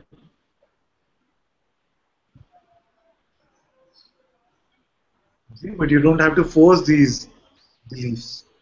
You don't have Right. to force these concepts. Don't even worry about it for now. Let them Sure. be your own. Let them be your own insights. When they have to come, let them come. You just stay with the fact that you are not this person which you always imagined yourself to be, and you stay with the discovery that you have made about yourself. And then all this will reveal itself. Yes, Father.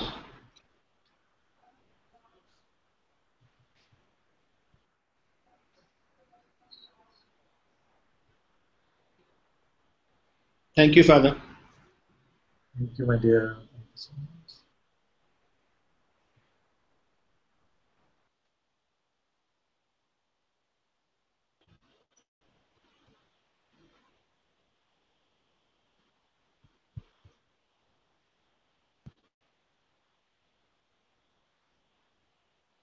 I always find it a little bit amusing.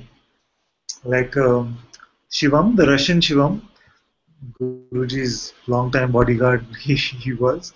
So the Russian Shivam said, Ananta, when he came here, he said, Ananta, first time I met you, I felt you were so arrogant. I was like, what? And then he said, the way you used to walk is like this, like this. No. you know. And many times I hear things like this that, we're getting some doubts about you, we have some negativity coming about you. What? yeah. But then I realized that it is also grace. It must play like this so that these can be transcended. And they're not actually doubts about me, they're doubts about your own freedom.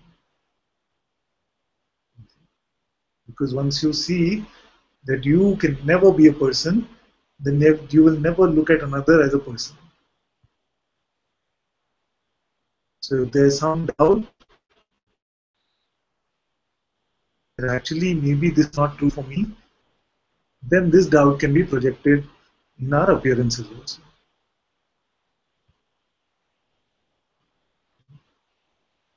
So just turn inwards, like I was telling Supriya earlier, anything outside. It can be about me also. Why does he behave like this? Why does he not reply? All these kind of things can come in. But let's use all of these things as the momentum for our inquiry, as fodder for our inquiry, without convincing us that oh, something on the outside makes a difference to what I am. And this tendency is very also common for everyone. It is that I will call somebody guru, you are the guru, you are the guru, and then I will tell you how to behave. Then who is the guru? You see what I'm saying? Oh, you're my guru, I'm at your feet. Why do you do like this? Why does he do like that? Why can't he? You know? Then we try to even mold, like the rest of our relationships. We then try to, just like in a special relationship with spouses. When we're not in the relationship, oh, he's so wonderful, so wonderful. When he comes in the relationship, oh, he's wonderful, but if only he could change this about himself. If only he could change that about himself. You see?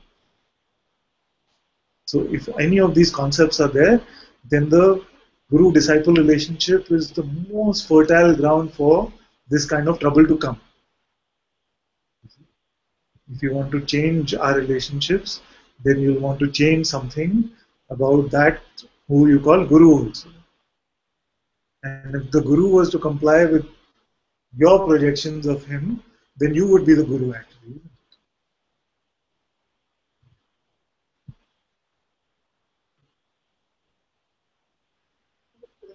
Yes. When you say we use it as whatever ability is seen as a fodder for inquiry, Yes. do you mean that we slow down the entire process so much that the individual thoughts about it come up and you disbelieve them? No, very simply also you can say, oh, why is he behaving like this with me? Suppose something like this is there. Why is he behaving like this with me? You see, you use that for inquiry means.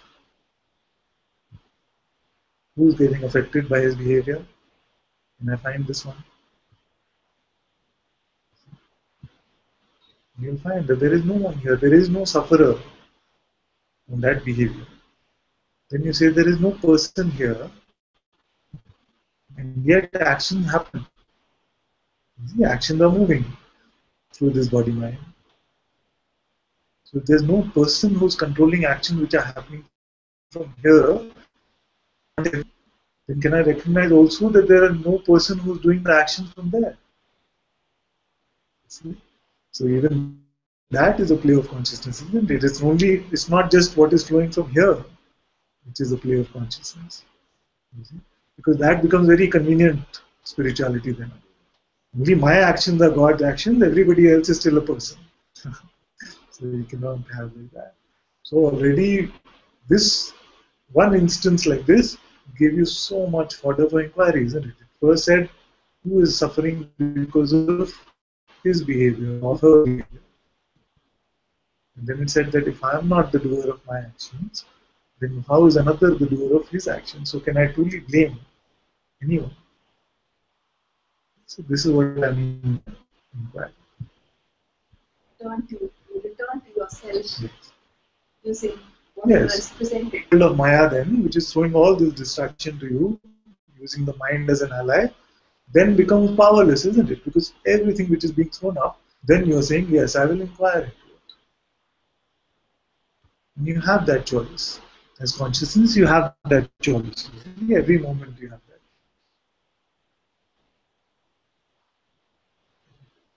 Yeah? Father, can I come up further? Yes, my dear, you can come. Just one sec, let me read a couple of things on YouTube also. Sure. Hans said, Father, so much burning here, crying, laughing, want to stay, want to run away. But seeing in the heaviest moments, that running away is even worse. Thank you, thank you, thank you. I actually cannot fathom why anyone would want to run away. And maybe one of you, or maybe all of you one day should tell me, these are the triggers you get us so that we run. Well, you can't get me to stop doing my job, which is to point out that you're not this person. But if there's something else which I can help you with in terms of, you don't get these, because I'm hearing this, I want to run away thing very often. And I actually try to look from that side and say, what is here that would want me to run? And I cannot find actually. So when you say like this, I don't mind if you come and tell me what is it? What is it that makes you want to run? But if it is just the energy of someone, if it is just that the personhood is getting crushed somewhere, then that cannot be helped, you see, because that is my only purpose of all of this. And Baswan says, Father, I just wanted to expose that there is a strong urge to ask or talk something just to get your attention. Just like how my 5-year-old son does stuff to grab our attention. Very beautiful. Yes.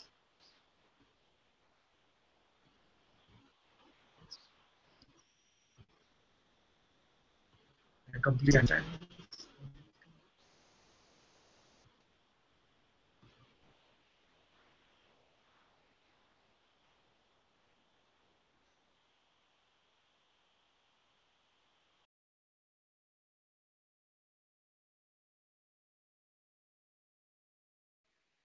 I think Father's frozen again. What? Yes, my dear? Oh, sorry. You froze on my screen. Oh, So, okay. Am I back so now? I'm not sure if you were. Yeah, you're back now. Yeah, something with the internet today, but that's okay. Amaya says, it's so true. Everyone looks like Buddhas and God in spite of the misbeliefs. Everyone looks like Buddhas and God in spite of the misbeliefs.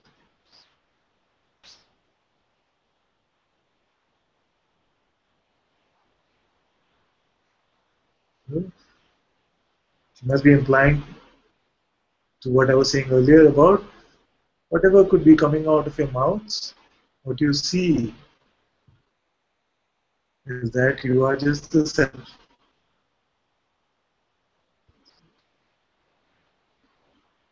Okay, Aparna, you wanted to come, my dear, come.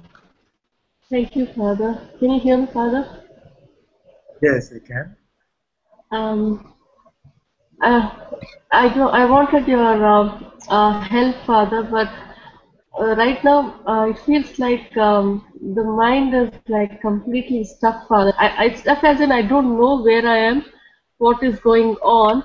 There's a lot of forgetfulness. Like I have to literally to the words to tell you now what. Actually, I thought something. I totally forgot what I have to tell you. Um, it feels like if the eyes are blindfolded and there's nothing to hear, and if you're taken to some place, how would you be? You don't know what's going on. That's exactly how it is for me now. Um, and mind is like, do you know where you are? Do you know where you're? It feels like for me, I don't know what is going on, Father. So something tells, okay, you have to check with Father whether you're on the right track or you're going back, what's happening, um, about the inquiry, whether the inquiry is going on. Um, do you, do you, does it make sense, Father, what I'm asking? I'm telling you, Yes. I don't know. It doesn't make any sense to me, Father, because I don't know what is going on.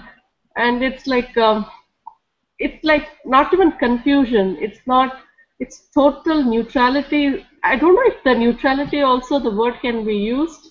Um, I have seriously, it's like driving me crazy to be in this state. I don't know what it is, Father. Seriously, I don't know what it is. To explain, also, I'm not able to explain what it is. I'm trying to grasp it, like what state am I? Where am I? What am I doing? I don't know anything, Father. I don't know.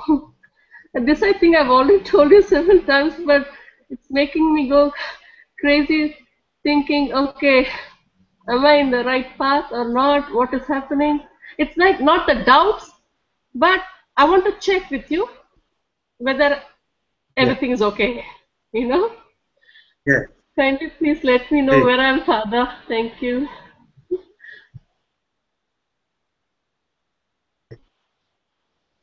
Very good. And you can come like this. You can come like this and ask, so am I, is there a blind spot, something which I'm not seeing? This is what it means. Am I on the right track? Doesn't mean that we have a path or something like this. Just is there some dark spot which I'm not able to see, but if you can see, then you point it.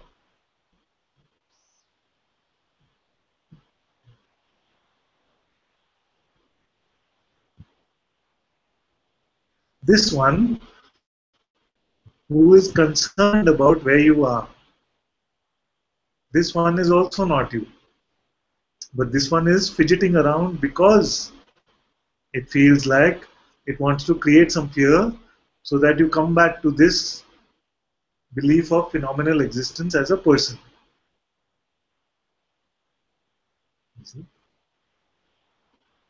And it's troubling you with these kind of questions. Where am I? Where am I? You cannot find yourself in time and space. So for a while it seemed like this is too unsteady. Because I cannot locate myself in time and space, it is too unsteady. But again, this is also the mind's voice, which is saying that it's too unsteady. So it's very good you come to Satsang and you say, I cannot find myself. Actually, when you speak like this, it is music to my ears. You see. It is not a bad thing. I cannot find myself means what? I cannot locate myself in time and space. I don't know where I am. And yet, I am. Isn't it? This is very good. So just a little while it will seem a little unsteady. It will seem like, oh, the rug has been pulled from under my feet. I'm losing balance. I'm falling. It's okay. It's not that you're falling. You're actually learning to fly. But when the mind says like this, I try to do the inquiry, Father, and then when I try to do the inquiry, it is not possible to do the inquiry there because it feels there is no necessity of something like that. I tried that to because when these kind of it's not that I'm worried about these thoughts or anything, but at times it feels like, okay, I should check in if this is right or wrong. That's, I get that urge to talk to you. That's why I keep sending in the silent space also. But I can't do the inquiry in that at times. But at times, yes, I just ask, okay, who is this? Where is this? What is this and all? And then it works immediately then. But otherwise, when these things, well, probably I don't know. Maybe I don't know, Father. I don't know. I don't know. Father. Maybe I can spell it out a little more as to what I mean. Thought is coming, thought is going. If it is not getting your belief, then no trouble, no need to do anything at all. You see? Thought is coming, attention is going, then it has the potential to cause some trouble because belief is the next step to attention. But then, even then, if belief is not going, no trouble, nothing needs to be done. If thought is coming, attention and belief are both going, that means you have believed yourself to be a person. It means that with the power of a belief, you have energized this ego, you have energized the separation. See? But even then, if it is just momentary, then also no trouble. Momentary, it happens to everyone. If persistent thoughts about the same identity are coming, which could be mother identity, daughter identity, some identity, persistent thoughts about that identity, and you find yourself over and over believing them and energizing this ego with this identity, then it must be inquired into. It must be inquired into no matter what the mind is saying. It is the mind itself which will come and say, no, I can't do the inquiry about this. Just another thought. You see, because what is the inquiry? Let's look at that also so that it's completely clear. Inquiry only means this thought is saying that I am not a good daughter. So let me find if I can find the daughter anywhere.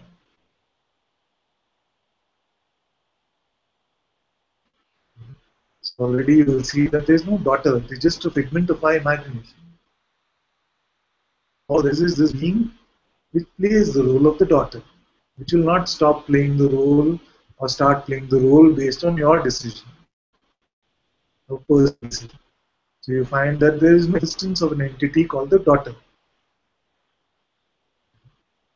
Then you can say, so if I'm not daughter, then who am I?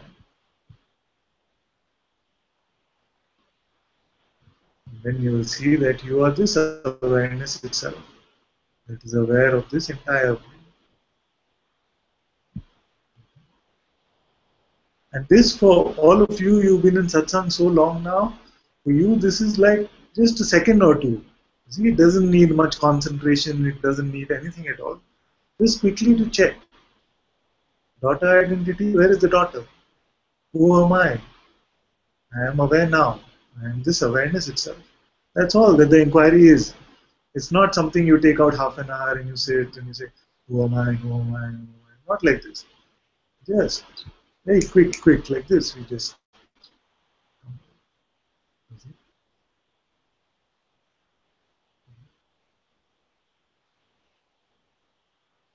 You want to say something? Okay.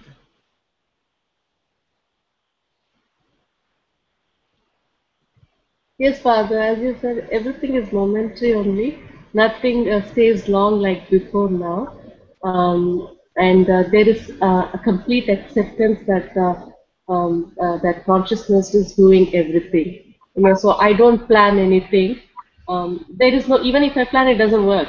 So I just end up doing nothing. Whatever has to go flow, so it's happening the way it has to happen. Yeah, total acceptance of consciousness doing everything, that is there, Father.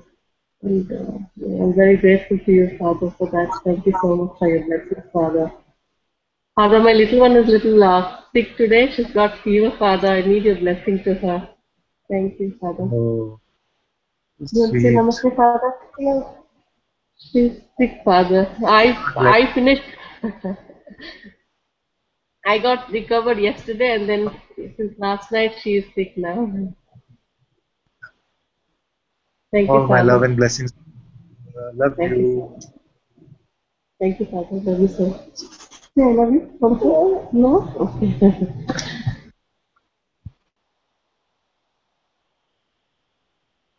Oh,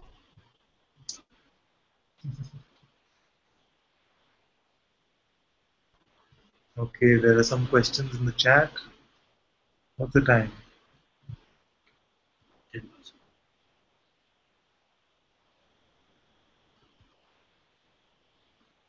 Amaya says all our beliefs are misbeliefs. Yes. Words are so tricky. Yes. Very good. All our beliefs are misbeliefs.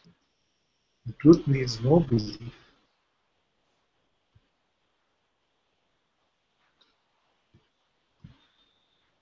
Jesh says, the doubts are prasad and your grace takes us across. Atma says, if only. I never wanted to run away from where to run and to where. I'm always here. Supriya says, Father, if I'm not the doer of my action and the other is not true, then why do we need to keep forgiving everyone for anything nasty if all the other does? If you see that there is no doer, then forgiveness is a meaningless concept. If you see that there is no doer, then there will be nothing to forgive in the first place. You will see everything as God's will, as God's movement. You see? But you cannot hold a grievance and then try to Advaita it out. You see? Many times we try to do this. We hold a grievance and then we try to use Advaita magic on it and it should go. So you say, oh, I'm really upset with him or her for something. And if you really hold that grievance, then just by saying, oh, there's no doer, many times it doesn't help. So if the grievance has been created at a personal level and you feel, yes, it gives you a lot of peace, a lot of joy, and this grievance goes away, gets resolved, in just seeing that there is no doer, that is.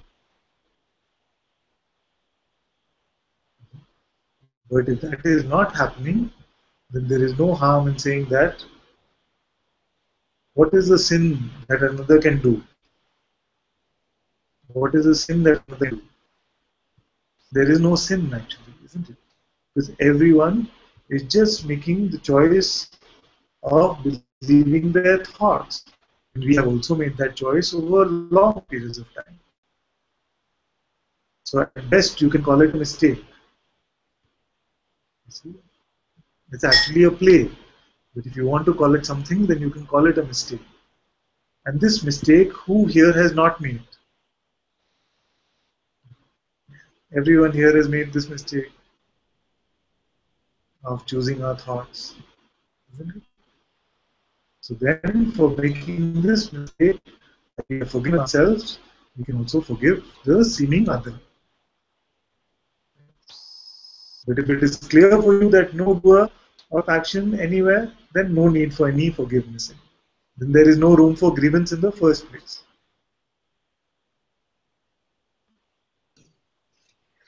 Father, I wanted to ask you something in this context only. Uh, I have spoken to you also about this thing that I had with our friends, and so it's in relation with that only that I posted this question. That since after so many months now, that the you're right, because holding on to the grievance, and uh,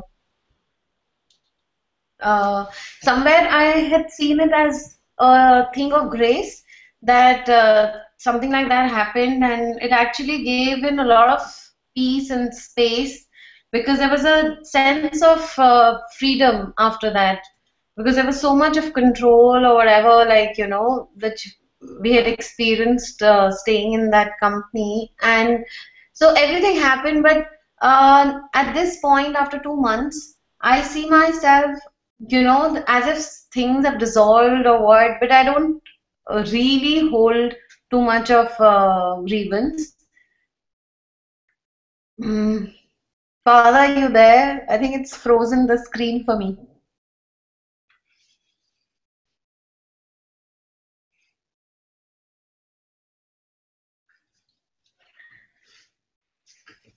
He's frozen for me too.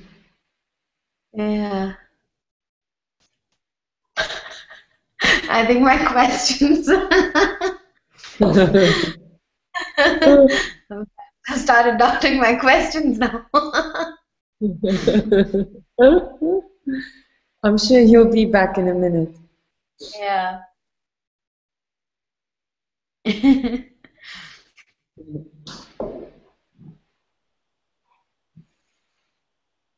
Jaya's here. Hello, Jaya. Hello, So Jaya. nice to see you. Yeah. Oh, the father's back. Oh, I heard him for a second. Yeah. Even I heard him. Oh, there he is.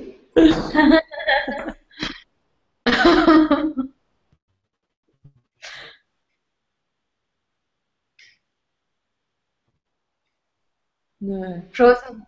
Yeah.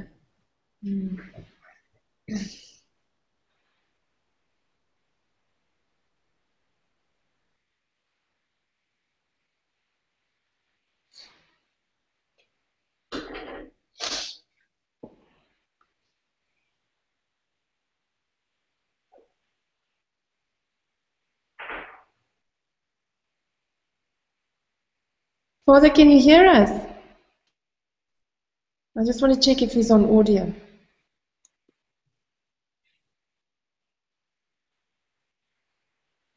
No, he's gone. I think. You'll log back in.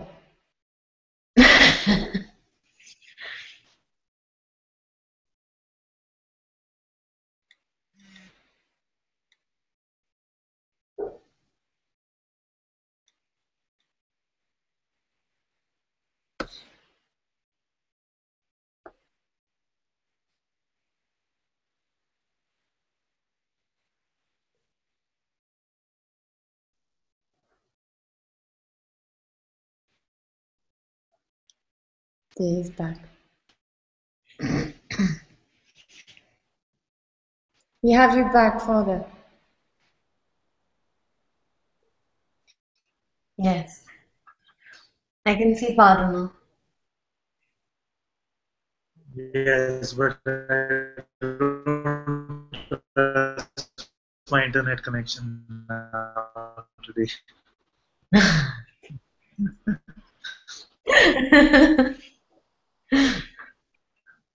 Father, I was beginning to doubt my questions.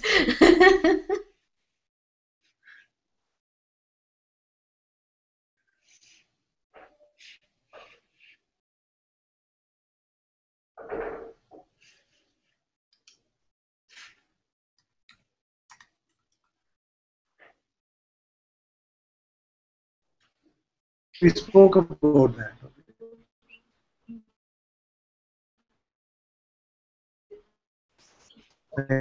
Father, Yes. About the friends. Yeah.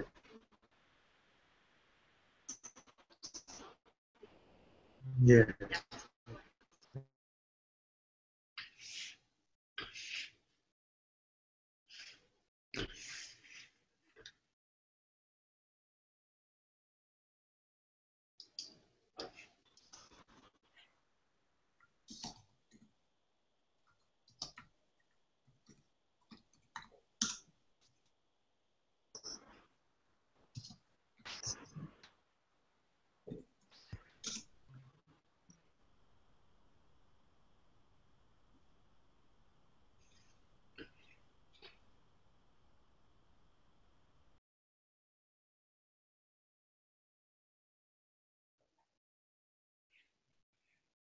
My chat is not going through.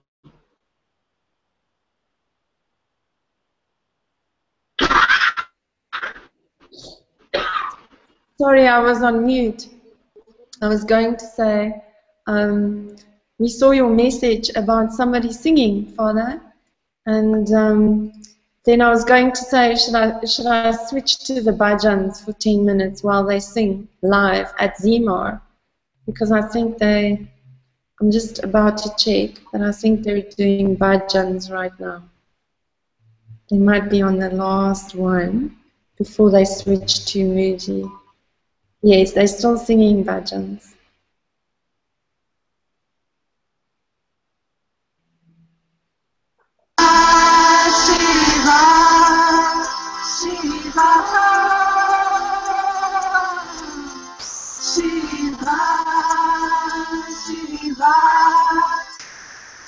Om Arunachal.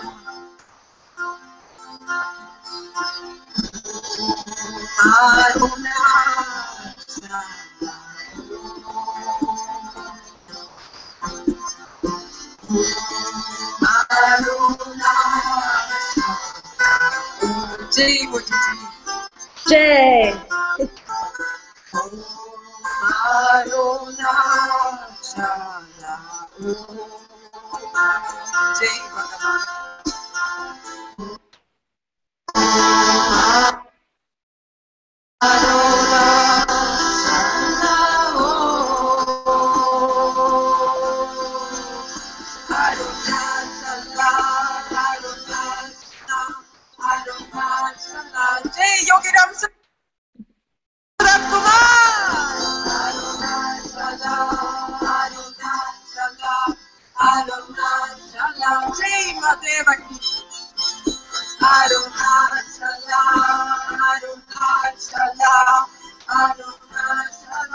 Salutations to Ramana. Arunachala, Arunachala, Arunachala. Jai Bhojiji. Shiva, Shiva, Shiva, Shiva, Shiva, Shiva. Shiva, Shiva,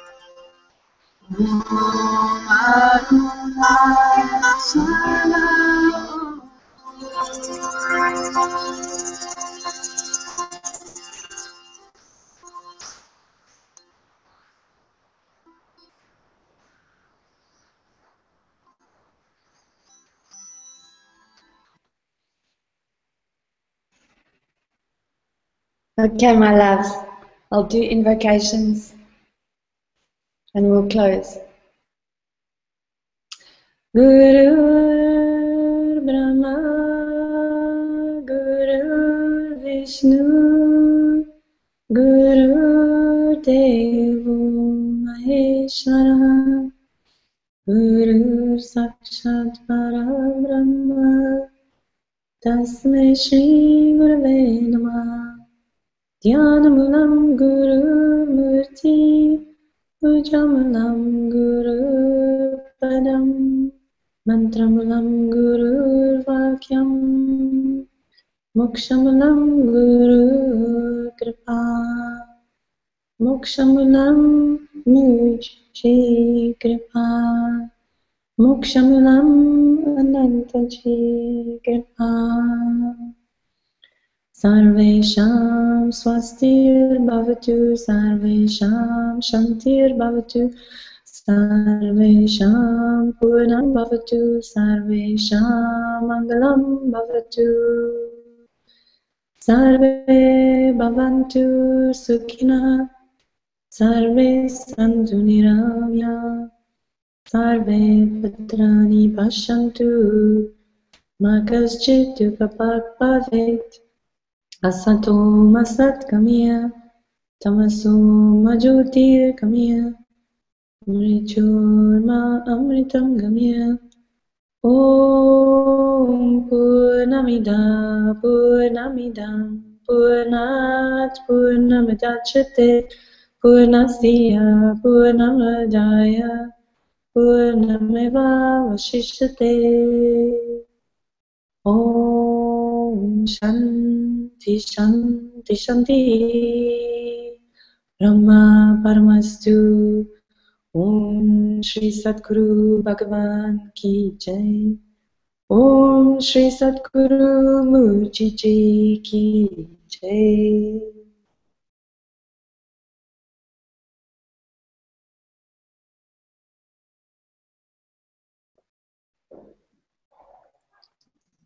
Thank you, my loves. Love you.